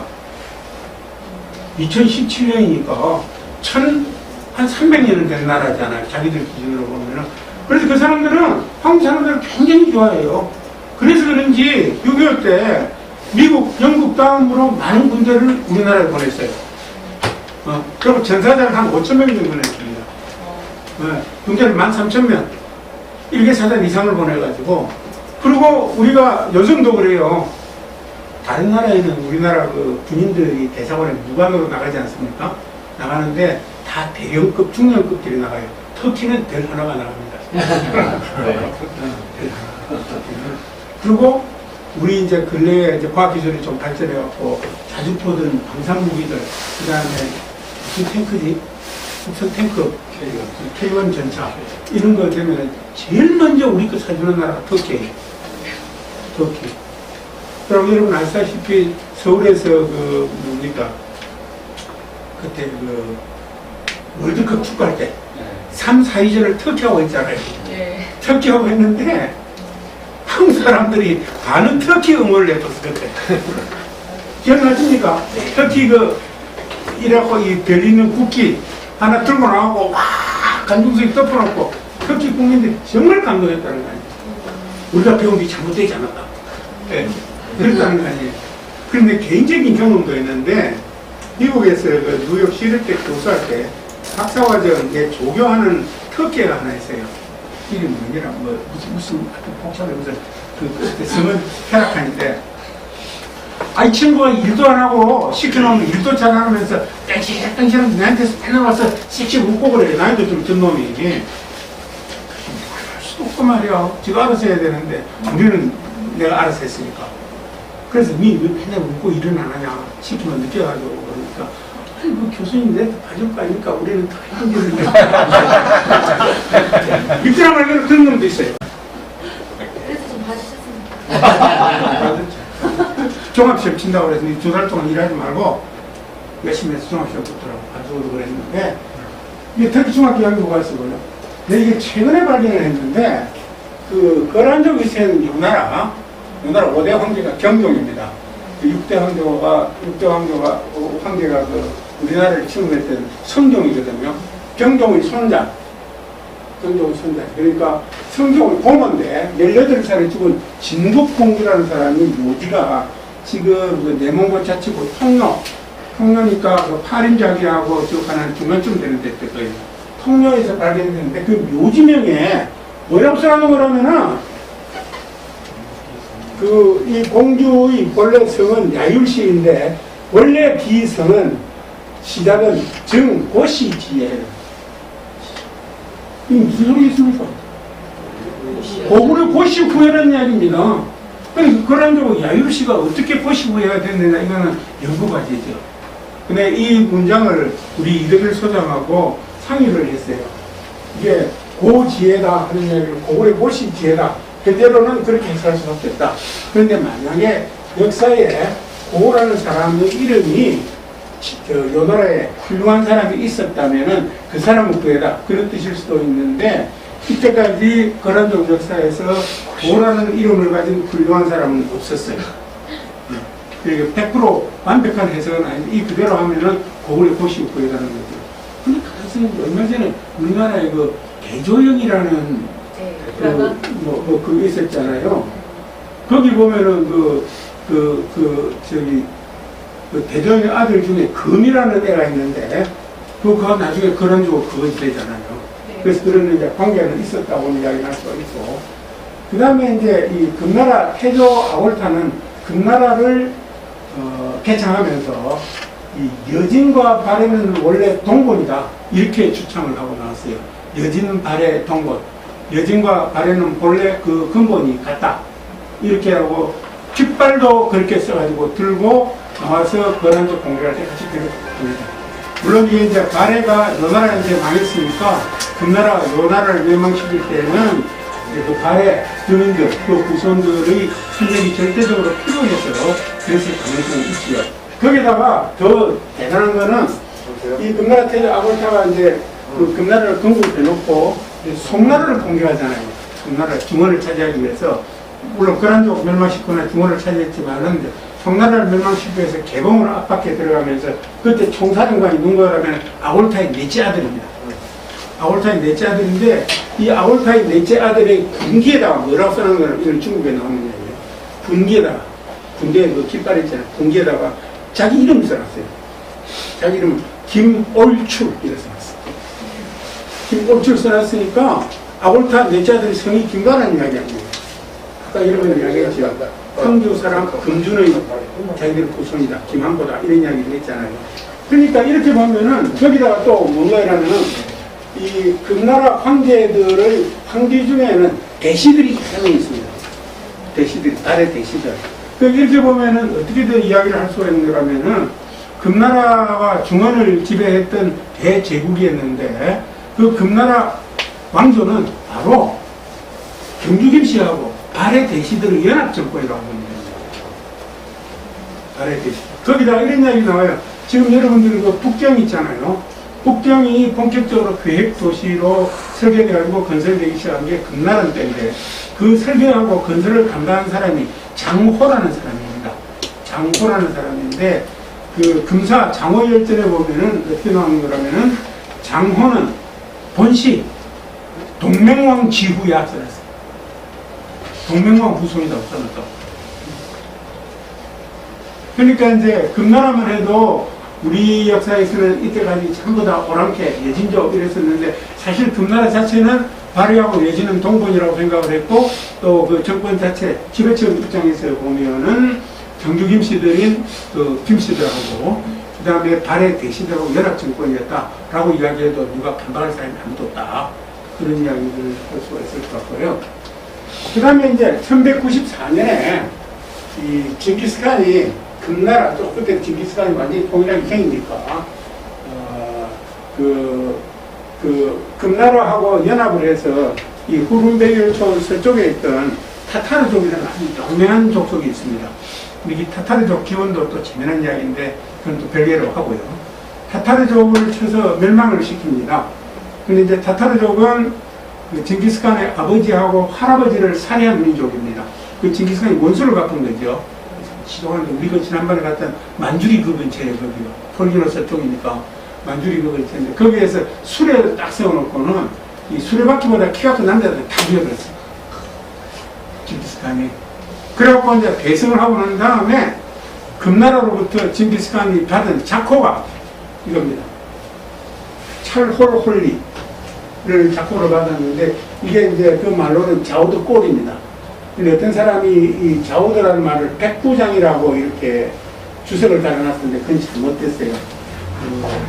황제가 전쟁에서 이긴 장군한테 자기를 내리는데 백부장, 100명을 지휘하는 뭐 장교 이런 자코를 내리겠습니까? 그렇잖아요. 그 자우드는 아마도 오리족의 군장, 고려족의 군장 이런 정도 되시될 겁니다. 이것도 놀랍지 않아요? 징기스칸이 고려족의 군장이었다. 그 다음에 이제 1627년에 이제 후금, 나중에 청나라가 되지만 이거 후금 홍타이시가 후금 황제가 되는데, 황제가 될 때 그냥 황제가 되는 게 아니고, 이 청나라가 처음에 발흥을 할 때, 그 몽고족 주류 그 부족에 그 차하르가 있습니다. 차하르 6개가 있었는데, 제일 동쪽에 있던 게 차하르부입니다. 차하르부 되게 다양한 후손들이지만은, 이 차하르부하고 연합을 해버려요. 그 여진족들하고. 연합을 해가지고 이제 전쟁을 하게 되는데, 명나라를 나중에 연합시키고 그러는데, 그 홍타이시가 태종으로 즉위할 때 쿠릴타이를 엽니다. 여러분, 쿠릴타이는 몽고족만 하는 줄 알았죠? 여진족이 하는데 몽고족, 여진족 전부 합동 쿠릴타이를 열어가지고 홍타이시는 몽고의 대칸으로 즉위합니다. 그러면서 청나라 황제로 즉위를 해요. 그러니까 이게 결국 뭔 거라면은 이 청왕조도 몽고족하고 여진족하고 공동정권이라고 볼 수가 있는 겁니다. 특히 이제 그 결과는 어떻게 나타나는 거라면은, 이것도 박사들이 뭐 재밌는 게 많던데, 그, 박물관이고, 위에, 홍산박물관, 홍산, 적봉에 있는 적봉박물관을 딱 갔더니, 거기가 이제 옛날에 금나라 중심지기도 하고, 몽고족 중심지기도 하고, 특히 거기가 거란족 중심지거든요. 거기 전시물 중에 기가 막힌 게 하나 있는데, 그, 초원 민족의 통원, 이래갖고, 딱 써붙이는 게 하나 있어요. 써붙이는 게 하나 있는데, 그걸 보면은 알고는 있었지만, 그렇게 구체적으로 누구라고 이름까지 적어놓은 거 처음 봤는데, 그러니까, 몽고족 황실하고, 그, 차하르부 황실하고, 청나라, 이게는 그거잖아요. 애신강나시니까 애신시들, 그 황제, 그 황손들하고 결혼을 너무 많이 해요. 결혼을. 우선 우리가 역사에 나와 있는 거 보면은, 홍타이시, 태종의 첫째 왕비가 차하르 공주입니다. 그리고 9번째 왕비도 차하르 공주인데, 첫째 왕비의 진례예요. 이런 식으로 헌사를 하고 그러는데, 거기 보니까 이제, 몽고 공주 중에서, 그러니까, 청나라 황실로 시집온 공주가 14명. 그 다음에 이제, 청나라 황실에서, 몽고로 시집간 공주, 또는 옹주, 뭐 등등 해서, 22명, 뭐 이렇게 딱 적고 이렇게 다 적어놨더라고요. 그러니까 이제 결혼을 엄청나게 많이 해요. 결혼을 엄청나게 많이 해요. 여러분, 그 중에서 굉장히 이걸 잘 유명한 사람, 역사에 유명한 사람이 아까 그 청나라 홍타이시의 9번째 왕비가 했던 포목포테라는 여자가 있습니다. 포목포테. 얼마 전에 그 중국 TV 연속 우리나라 방송이 됐는데, 대오가 전기 이래가지고 그 CCTV에 재밌어요. 거기에 나온 데다가 포목포테인데, 이 포목포테가 누구라면은 강희제의 할머니입니다. 강희제가 5살에 즉위를 해서 전국 역사에서 최고의 성군이 되잖아요. 그 손자를 성군으로 키우고 탁월한 정치력을 발휘해서 손자는 중국 역사에서 가장 위대한 황제가 되고 자기 자신은 중국 역사에서 가장 위대한 황태후가 된 사람이 포목포테예요. 근데 그것이 한족이 아니고 여진족도 아니고 몽고족이 아니고. 그래서 이제 여진족에서 금나라는 경주김치하고 발해 대시연합정권이고, 청나라는 몽고족 차라, 그러니까 지금 몽고족 주류입니다. 그 사람들이. 몽고족 주류하고 그 여진족, 그 애신강나 시족들하고 같이 연합정권이다. 그러면서 굉장히 신연성이 있었다라고 이야기를 할 수가 있고요. 그 다음에 이제 더 놀랄만한 거는 이 몽고 대칸으로 즉위하면서 이 후금 부포를 뭐라고 그러는 거라면, 여러분, 이 후금 부포가 이게 액체는 크다는 뜻입니다. 몽고말 거짓말 아깝대요. 액체는 크다는, 액체 주신 울루스예요. 울루스는 큰 나라들을 이야기합니다. 이게 그대로 번역하면 이게 제국이라는 뜻이고, 이건 크다는 뜻이고, 대주신 제국이에요. 후금의 부포가. 여러분, 그건 알잖아요. 주신, 조선, 뭐 주신, 식신, 직신 다 이거 주신이라는 말을 한문으로 듣고 쓴 게 그거잖아요. 조선이나 주신이나 똑같으니까 이걸 우리 입장에서 듣기 좋게 표현하면 대조선 제국입니다. 정확하게 대주신 제국입니다. 그렇게 이제 북방민족들을 대체 우리가 이렇게 좋게 인식하는 그런 경향들이 있었다. 그 다음에 이제 이 북방민족, 우리하고 친연성을 이야기를 할 때, 아까 이야기했던 뭐, 풍로, 성지, 돌을 이 사람들은 시조 신화를 보면 되게 재밌습니다. 이 공통점이 상당히 많아요. 시조 신화를 보면은 이게 좀 끌 수 없을까? 예, 네.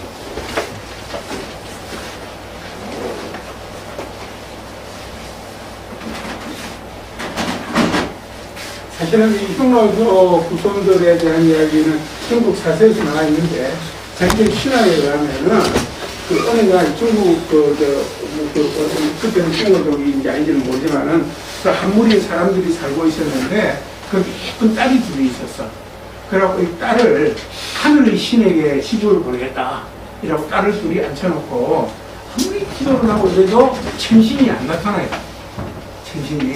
천신이 안 나타나니까, 큰 딸은 포기를 해버리고 둘째 딸은 끝까지 앉아있었는데 천신은 안 나타나고 늑대가 한 마리 딱 나타나고 끝까지 지켜오는 거야. 그래서 이 둘째 공주가 이 늑대가 천신이라고 따라갔어요. 그래서 이 공주와 그 늑대 사이에 태어난 후손들이 흉노조다. 믿거나 말거나 그 신하니까 그렇게 돼가지고 있고, 선비족에 최초로 등장한 영웅이 단석기 아닙니까? 그죠? 단석기는 킹스케이라고 그러는데, 이 단석계는 어떻게 태어났는가 하면 어머니가 우레 소리에 놀라서 하늘을 바라보자 우박이 입에 들어가고 임신을 해갖고 단석계를 낳았다. 어디 많이 듣기 비슷한 이야기 아니에요? 어? 저기 은나라 그 왕조 설 어머니가 이름이 뭐지? 무슨 뭘 먹고 과일 하나를 먹고 나온 게 설이잖아요. 나중에 또 생각을 합니다. 그 다음에 이제 선비적으로 조금 지나가지고 탁발힐군이라는 사람이 있는데, 이 탁발힐군의 아버지 탁발인이 하늘에서 온 천녀하고 동침을 하게 됩니다. 마음이 들어갔고 동침을 했는데 천녀는 그냥 하루 종일 가버렸어요. 근데 1년 후에 아들 하나 딱 데리고 왔어요. 그 아들이 말고 뭔가라면은 탁발영이라는 사람인데, 이 탁발영이는 이 선비족의 일종의 중시조 비슷한 사람입니다. 이 탁발영이의 현성이 위나라를 정복한 이 탁발군입니다. 이게 뭐가 좀 이상하죠. 우선 여기는 이거 뭐야, 하늘의 아들다, 천녀의 아들다는 이야기고, 이것도 하늘에서 뭐가 한 이야기고, 이거는 그 늑대의 구성이라는 이야기잖아요. 기본적으로. 돌궐은 또 어떻게 되는 거라면, 사실은 돌궐족은 역사에 잘 나와 있는데, 그 기록이, 그 사람들 자기들의 그 신화에 의하면은, 이웃 마을과 전쟁을 해서 한 마을이 완전히 다 죽었어요.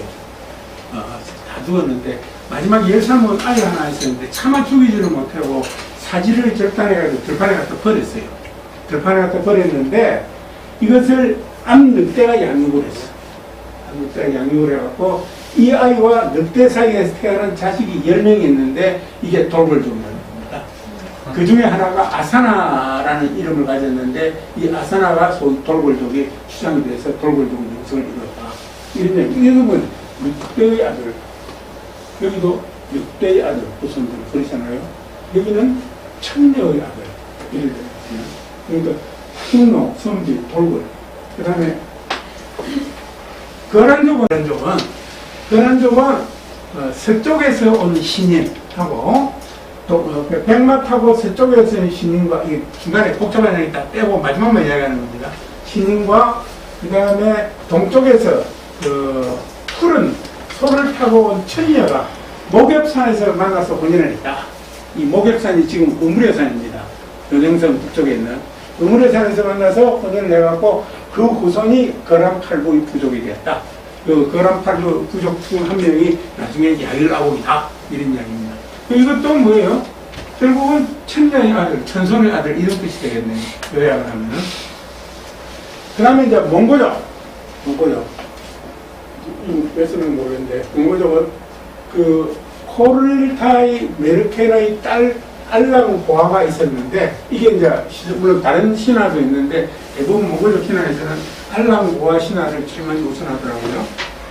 근데 이 코를타이 메르켄이라는 말은 코리족의 메르켄이라는 말은 활 잘 쏘는 사람입니다. 선사자라는 뜻인데, 고주몽이잖아요. 코리족의 활 제일 잘 쏘는 사람은 그렇게 해석하는 사람도 있는데, 고른사의 매력에는 알랑구화가 있으면 이 여자가 과부가 됐어요. 과부가 되고 난 다음에 아들이 미리 둘이 있었고, 되고 난 다음에도 또 아들 하나 또 낳는 거라. 남편도 없이. 그리고 위에 두 아들이, 아니, 어머니는 친하게 지내는 남자도 없고, 그런데 어떻게 아들 동생을 떠났나? 우리 집에 있는 거라고는 우리 집 종 남자들밖에 없는데 종이 자식 아니냐? 그 아들들이 불만합니다. 그러니까 알랑구화가 뭐라고 그러는 거니? 어머니가 밤에 개의 그 위에 뚫린 문 있잖아요. 문을 통해서 빛이 들어와가지고 배를 이렇게 비추어서 주물자 임신이 되었고 나는 내 동생이 났거든요. 난 아예 이름이 보돈차르입니다. 보돈차르고 그 보돈차르가 징기스칸의 선조 보르치킨 시족이 됐어요. 그 보돈차르와 징기스칸의 10대조랍니다. 이것도 어디서 많이 듣던 이야기잖아요. 유아부인이 알을 낳아놓고 있으니까 자꾸 빛이 따라가면서 빛을 준다든지, 그 다음에 나중에 북위에서 고구려 황실제가 문소태우하고 세조가 결혼을 할 때, 어릴 때 그 여자가 방에서 옮기면 햇빛이 쭉 따라다녔다, 뭐 이런 이야기들 있잖아요. 그거 바로 비슷하잖아요, 들어보니까. 그 다음에 이제 여진족 경우에는 이제 금나라의 경우에는 고기잡이 청년화가 하늘에서 내려온 선녀의 구성이라는 이야기고, 그 다음에 가장 최근의 거는 이제 청나라일 텐데, 이건 되게 재밌습니다. 청나라의 하늘에서 백두산이에요, 여기는. 장백산에 하늘에서 선녀 세 사람이 내려와서 모욕을 하고 있었어요. 이름이 제국의 물이 물었다면서 정고련 한문으로, 음고련, 불고련 세 자매가 내려와서 이제 모욕을 하고 있었는데, 하늘을 날아가는 검은색 현조가 빨간 사과를 떨어뜨렸는데, 그 사과를 막내 동생, 이게 불고련이 그냥 먹어버렸어요. 과일을, 주과를, 빨간 과일을. 그리고 임신이 돼가지고 몸이 무거워서 하늘로 가지 못하고 두 언니들은 하늘로 가쁘고, 그래갖고 아들을 낳았는데 그 아들 이름이 토고리 웅순이. 그게 금나라, 여진족 청나라 조상 애신강나시의 선조라는 이야기입니다. 이걸 요약을 하면 어떻습니까? 요약을 하면은 우선 천손이거든요. 천손이든, 그 다음에 늑대의 자손이거든. 그렇죠? 빛의 감흥이 돼서 아이를 낳건, 그 다음에 현조가 떨을 때는 과일을 먹고 아이를 낳건, 이런 이야기. 이 설화는 늑대가 자식을 낳아서 됐다는 거는 우리 당군 설화에 하면 늑대 대신에 곰으로 취한하면 다 짐승의 구성이라는 이야기는 다 마찬가지잖아요. 그리고 나머지 설화들은 다 우리 설화에 있다는 이야기예요. 그러니까 이제 이게 설화를 볼 때는, 신화를 볼 때는 그 나름대로 이 북방민족들이 우리하고 상당한 친연성이 있다. 같은 민족일 수밖에 없다. 최소한 형제 민족일 수밖에 없다. 이런 이야기가 될 수가 있는 거 아닌가. 저는 그렇게 생각을 합니다. 아까 이야기했던 그거 있잖아요. 알선동물이 여기 있습니다. 여기. 그리고 고래가 이제 구름대의 초원인데, 우리 남북한 보통 것의 2배 정도 됩니다. 엄청나게 좋은 초원이에요.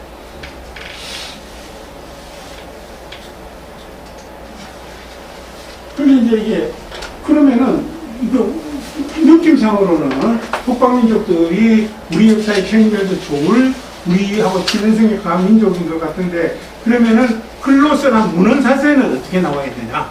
문헌사서에는 어떻게 나오느냐? 그러니까 진나라 이전 시대에는 중국에서 오랑캐가 있잖아요. 동이, 서육, 북쪽, 이 남만 빼고, 이게 이제 남만까지 4인데, 거기에 역사책에 동호라는 이야기가 계속 나옵니다. 동쪽 오랑캐잖아요. 여기는 동이는 동이대로 있고, 동호는 동호대로 또 있어요. 근데 이게 왜 그런가는 모르겠는데, 하여튼 이렇게 써놨었는데, 여기에서 보면은, 이 동호가 조선이냐, 아니냐, 조선이 동호에 포함이 되느냐, 안 되느냐가 상당히 중요한 쟁점이 안 되겠습니까? 그러니까, 우리도 동호족에 포함이 된다면은, 중국 사서에 동호적으로 나온 민족들은 전부 우리하고 가까운 민족들이다. 이렇게 이야기할 수 있지 않겠어요? 안 그런가요? 근데 동호의 범위가 굉장히 넓습니다. 그러다가 한나라 삼국시대 서진시대 오면은 어떻게 또 표현하는가 하면 이거는 싹 다 없어졌고, 이거는 역사책에서 쓰시고 흉노, 선비, 예맥, 숙신 이게 들어놓은 거예요. 말이. 그런데 이 사람들은 또 어떻게 써놓는 거라면은 예맥에서는 도조선 부여 고구려 나왔고 숙신은 물길 말갈 여진 금침으로 이어졌고 역사책에는 동호에서는 선비, 배, 시리 여기에서 거란, 몽골, 북이, 요, 원 이런 나라가 세워졌는데 지금 놈들 하여튼 이상한 게 그 하면서 그죠? 지금도 그러고 옛날에도 그러고 고구려, 발해, 부에는 싹 떼어주세요. 절대 안 써. 참 연하잖아요. 전혀 안 나와요. 이거 분류할 때. 다만 할 때는 예맥이라고만 딱 나와. 예맥. 요거만 딱 나오고 나머지는 절대 안 나와요. 근데 이제 중국 사설을 좀 기록해보고 최근에 또 다른 사람들이 하고 보면은 BC 3세기에 옛날에 징계가 침공한 지역을 사마천의 사기는 동업으로 치면에 때려 넣습니다. 동업. 이 나라에 옛날에 현명한 장군 징계가 있어가지고 동호를 침략을 해서 천리를 병합하고 만번화를 경기로 삼았다. 동호를 이렇게 나오거든요. 근데 똑같은 사건을 기록하면서 어환이 있은 미락에는 이 사건을 징계가 조선을 침략했다고 나옵니다. 그러면 이게 뭐겠어요? 조선이나 동호나 같다는 이야기 아니에요. 근데 이건 제가 한 게 아니고 이걸 발견한 게 황순정 선생이 발견했어요. 조선이나 동호나 같다는 이야기죠. 그 다음에 이제 이게 여러분 잘 아시다시피 앞에 나와있던 숙신이, 주신이, 직신이, 계신이, 주신이 이거는 조선은 다 같은 한민족을 중국 사람들이 음찰을 해서 자기 귀에 들리는 소리를 듣고 자기 마음대로 각각 다른 한문, 비슷한 한문으로 표기를 하는 거다. 이거 다 인정하는 거고요. 그 다음에 이제 오용황이라고 있잖아요. 선비족에 옛날 나중에 선비족이 이제 남쪽으로 내려와가지고 일부는 이제 요소 지으러 들어서 오용시 옛나라가 되고 저쪽으로는 이제 산선수강으로 내려가서 북이가 되고 뭐 이래 달라지잖아요. 그동안 그 중에서 옛나라로 내려온 사람들이 모용왕인데 이 모용왕을 책봉을 할 때 있잖아요. 조선왕이 책봉을 해요. 조선왕에 진서에 가면은 모용왕이 살았던 데가 3세기 말부터 4세기 중반까지인데 그 다음에 요 나라 역사를 쓴 요사를 보면 요 나라는 조선의 옛 땅에서 유래했다 이렇게 나와요. 그러니까 이게 조선의 옛 땅에서 거란족들이 살았다는 이야기 아닙니까? 유래를 했다는 이야기고 조선하고 똑같이 팔족금법의 전통이 있었다고 되었거든요. 그 다음에 이제 청나라 걸중제 때 흠정 만주를 보여가면은 숙신은 한나라 때 사망이다. 지난만 배낭이다. 그 숙신은 동호라고 보는 거죠. 중국 역사책에는. 거란도 동호고, 선비도 동호고, 몽고도 다 동호거든요. 근데 조선만 동호라고 안 써놨거든. 근데 이걸 이제 3단계로 유출을 하면은 다 동호도, 조선도 동호라는 얘기죠. 그 다음에 고구려가 망하자 그 지역이 말갈의 땅으로 되었다. 아니, 그러면 고구려 사람을 싹 다 죽었고, 말갈만 남아갖고 말갈이 차지했다는 얘기는 아니잖아요. 그렇잖아요. 말갈 사람도 살았고 고구려 지방에서도 살았고 그런데 결국 그 땅이 말갈족이 중심이 돼서 다시 국가를 만들고 뭐 발해를 만들고 이랬다는 이야기 아니에요. 그러니까 말갈이나 다 같다는 이야기 아니에요. 그렇죠? 근데 여기 사는데 제가 좀 재밌는 돌아다니면서 길림정에서 북쪽으로 올라가면은 이제 중국 길림정에서 백성시가 있죠. 백성시. 백성시에서 조금만 더 올라가면은 백성시 가기 전에 있는 마을이 뭐더라, 시가. 거기도 요 나라 근거지 하나냐고 되게 재밌는 여러 이야기들이 많은데, 그 지역에 가면 깜짝 놀라서 백성시 근처에 가니까, 대흥한릉 산맥 남쪽이니까, 뭐 여러분들 고개 넘어가는데 엄청나게 높은 산이 있는 거 아니에요. 비탈을 거의 느낄 수 없도록 다 같은 평원입니다. 흥한릉 산맥, 후리교에서 온 그런 흙구가. 백성시 거기 딱 지나가는데, 그 넓은 평원에 원유 뽑아내는 기회가 셀 수 없어 하는 거예요. 원유가 나와요, 석유가. 흥룡강 석교를 가면 대경에서도 석유가 많이 나오잖아요. 지나가면서 보니까 되게 야구르더라고. 왜 그러냐면 그 넓은 평원에서는 옥수수가 끝도 끝도 없이 곡식이 많이 생산되고 땅속에는 원유가 지천으로 묻혀 있으니 그 어찌 축복받은 땅이 아니겠습니까? 근데 그거 딱 옛날에 우리 같이 놀았는데 그렇잖아요. 여기 이제 흥한역 딱 들어오면 울란포토라고 있습니다. 울란포토. 그 아주 깨끗한 도시지요. 조그마한 깨끗한 도시고 남쪽으로 강이 쫙 들어가는 멋진 곳인데, 거기 가면 흥할령 박물관이 있는데, 이 흥할령 박물관에 딱 가면은 한 층을 딱 해갖고 동호의 영웅들 전시를 해놨습니다. 초상화 길어놓고 간단하게 써놨는데, 여러분 영웅이 무슨 뜻인지 아십니까?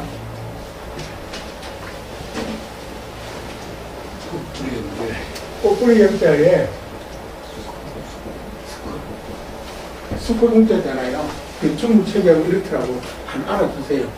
영이라는 것은 풀 중에서 가장 뛰어난 것을 영이라고 그런답니다. 웅은 짐승 중에서 가장 뛰어난 것을 웅이라고 그런대요. 그래서 초목, 삼천, 짐승 통틀어서 가장 뛰어난 것을 이야기할 때 영웅이라고 그런답니다. 동호 영웅들하고 전시를 다 해놨는데 재미나게 이렇게 쭉 훑어봤더니 동호 영웅들이 누구냐? 제일 먼저 나오는 게 단석계, 선비적으로 단석계, 뭐 거란족의 야유라보기, 뭐 모형왕, 그 다음에 뭐 줄줄이 우리가 역사에 나오는 웬만한 이름은 다 나와요. 그래서 그 민족의 부미가 거기에서 이야기하는 동호가, 그럼 거기서는 아월타도 나오고 그 다음에 누르하치도 나오고 다 나와요. 근데 그럼 거기에 고주몽도 하나쯤은 나와야 되잖아. 없어요. 대종형도 하나쯤 나와야 될까? 한 번쯤 없어요. 그러니까 고구려, 부여, 발해 이쪽은 싹 다 빠지고 있어요. 해모수도 하나쯤은 나와야 돼. 그럼 다 빠지고 이제 단석계부터 시작해서 뭐 묵돌부터 시작해서 선비족, 그 다음에 거란족, 그 다음에 여진족, 몽고족, 해무층까지 이렇게 쫙 다 나와요. 그러니까 그게 지방박물관에서 동호를 인식할 때 자기들 동호라고 이름 붙여놨으니까 선비족, 몽고족, 거란족, 여진족, 만지족 다 똑같다고 인식해놔요. 그러니까 웃기게 징계를 동호왕 중에 한 사람으로 봐. 그렇죠. 징계는 왕이 아니잖아요. 옛날에 장수잖아요. 그래서 지금도 이해할 수 없어서 답상을 쓰면서 그 이야기를 좀 써놨는데, 그래서 이 대체로 보면은 결국은 조선도 동호의 일다. 선비, 오한, 동호, 조선 다 한 민족이라는 얘기예요. 한 민족. 그러면 여기서 이제 하나 의문이 생기죠. 그러면은 말이 어땠을까? 서로 말이 통했을까? 그 의문이 생기잖아요. 우리 문성재 박사가 역주한 진시황은 몽골어를 말하는 여진족이었다 하는 책이 있습니다. 그 책을 내가 자세히 2번을 읽어봤는데, 이 강야라고 해서 거기 보면 이제 각 민족 기본 이런 것도 나와 있고 주로 그 언어학적 측면에서 서로 말이 통했느냐 하는 그 이야기를 많이 써놨는데, 언어학이라는 것은 우리가 모르는 우리 같은 사람 입장에서 보면 상당히 골치 아픈 학문이잖아요. 읽어봐도 그 말이 같고 그 말이 딱딱딱딱 가닥이 잡히지 않는데, 하도 가닥이 안 잡혀갖고 노트를 내가면서 봤는데도 가닥이 안 잡히더라고. 그래서 그냥 넘겨버렸는데, 그 결론은 그거예요. 결론은 선비족, 거란족, 여진족은 말이 다 통했다 하는 것이 그 책의 결론이에요. 그 이유는 그 사람들이 쓴 관직의 말이 다 비슷하고 어원도 같고 뭐 이런 식으로 구체적인 예를 쭉 들어가면서 그렇게 해놨던데, 아무튼 상당히 그 친연성이 있었던 것은 사실이다. 그래서 우리가 북방민 역사를 가르침시킬 필요가 있다 하는 이야기고, 그 다음에 이건 제가 발견한 건데요. 이 방언이라는 오래된 책이 있습니다. 방언이라는 책이 있는데, 이게 대략 한 5세기, 6세기, 7세기 무렵까지 중국 각 지역의 그 언어를 같은 지역 하나씩 묶어놓은 게 있어요. 같은 언어권으로 묶었다고 해서 꼭 말이 통했다라고 이야기하기는 어려울지 몰라요. 그런데 여러 언어권 중에서 고구려와 선비족 모용시의 언어권을 22번째 언어권으로, 같은 언어권으로 포함시켜놨어요. 그래서 일단 말이 비슷했다 하지는 이야기가 되겠네, 그죠? 그러다가 재작년에 적동박물관에서 책을 한 권 샀는데, 중국의 유명한 역사학자 여사명이라는 사람이 있습니다. 이 사람이 쓴 중국 민족사라는 책에 우리 이야기를 쓰면서 뭐라고 쓰냐면, 모용시와 고구려는 말이 통했다라고 생각하더라고요. 이 사람이 워낙 유명한 역사학자고 중국 그 고대사 전문학자니까 거짓말 하지 않았을 거 아니에요. 그러면은 탁발시, 그러니까 북일에서 탁발시도 선비족이란 말이에요. 그러면 같은 선비족인 모용시와 탁발시는 많이 통했을 거 아니에요. 그럼 모용시와 고구려가 많이 통했으니까 탁발시와 고구려도 많이 통했다고 이야기할 수 있잖아요. 그래서 그거 그대로 넘기지 말고 내가 가만히 생각을 해보니까 가만히 생각을 해보니까 그 장수왕 때 고구려 황실 여자가 북이 황실로 시집을 갑니다. 그 여자가 낳은 아이가 선무대지. 선무대. 탁발시 그 위나라의 황제가 됩니다. 황제가 되는데 황제가 되고 나니까 황권이 좀 약해요. 북은 참 웃기는 나라인데 정기가 아니거나 탁발시가 아닌 여자가 낳은 아이가 태자가 되면은 그 어머니를 죽이거든요. 여기 고르고르 고신데도 살아남았어요. 그럼 아들이 이제 황제가 되고 난 다음에 자연적으로 그 부모가 다 탁발시가 선비족이 아니니까 좀 이렇게 그 통제하는데 좀 문제가 있었지 않겠습니까? 그래서 이 북이 황제가 고구려에서 외삼촌 두 사람을 데려옵니다. 모셔와요. 모셔오는데 그 북이 역사책을 대륙 이름을 보면은 한나라 고위 관리, 북위에 근무하던 관리와 황제가 이야기할 때는 중후기 아주 나중에 가서는 황제들도 한정말을 하니까 필요 없었는데 중후기까지는 반드시 통역을 두고 이야기를 합니다. 그 통역 관직명이 멀리거리인데 근데 그 고시 외삼촌들이 도왔고 요즘 같은 부총리 자리 하나 차지하고 뭐 참모총장 자리를 하나 차지하고 북위 조정을 완전히 장악을 합니다. 그리고 후대에 들어가서도 아주 번성을 하는데 그 외삼촌들이 고위직인데도 황제하고 이야기할 때 통역이 있었다는 이야기 없어요. 한족 고위 관리하고 이야기할 때는 통역이 나오는데 그래서 이제 제가 가설을 하나 썼죠. 아마 서울하고 제주도 사투리 정도는 차이가 있을지 모르지만 그런 대로 조금 세월이 지나면 의사소통이 되지 않았겠느냐. 그런데 그 이야기를 이 여사민 소정의 중국 민족사에서 이렇게 이야기를 하고 있어서 이건 진짜 영적으로만 가치가 있다 이런 생각이 들고 여러분 잘 아시다시피 몽고, 만주, 한국, 터키에는 어느 곳으로 다 갔다고 그러잖아요. 다른도 공통점이 굉장히 많고 그 다음에 이거는 이 이름이 누구예요? 죽으면 죽으리라 사는 책 쓴 사람이 있잖아요. 여자분 이 양반이 미국 교회에 와서 간증을 하는 데 있잖아요. 일제시대 자기가 만주족 마을에 가서 2달 살았대요. 숨어가서 사는 거예요. 숨어서 만주족 마을에 숨어들어 살았는데 다 만주족이고 자기 혼자 조선족인데 한 달쯤 지나니까 말이 통하더라는 거예요.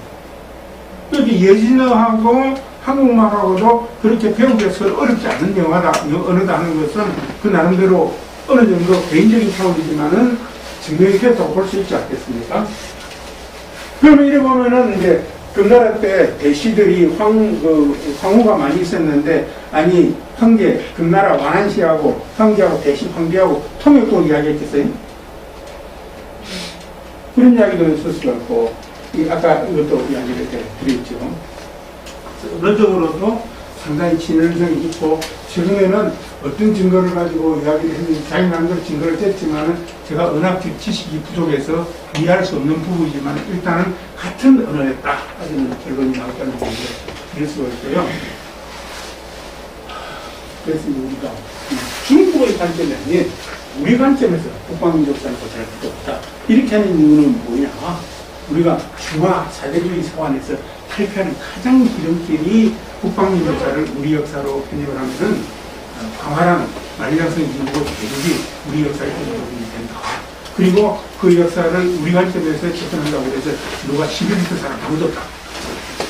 11m나 유일하게 몽고 정도만 국채를 유지하고 있기 때문에 그런데 이게 언젠가는 이걸 연구를 제대로 하면 굉장히 많이 써먹을 수 있을 거예요. 여러분 지금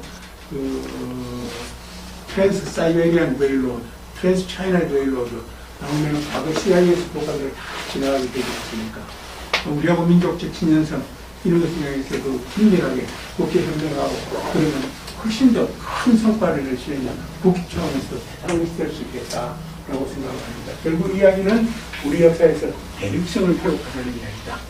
중화 아니 그 사관으로 완전히 잃어버렸던 대륙성, 이 북방민족사를 우리 역사에 편입해서 이거 떠들고 할 것도 없다. 떠들고 예를 들어 한국학중앙연구원 같은데 연구실을 하나 만들어서 전문가들을 불러다가 쫙 해서 10년이고 20년이고 꾸준히 연구돼서 연구 결과를 축적하면 엄청난 이야기들이 쏟아져 나올 것이다.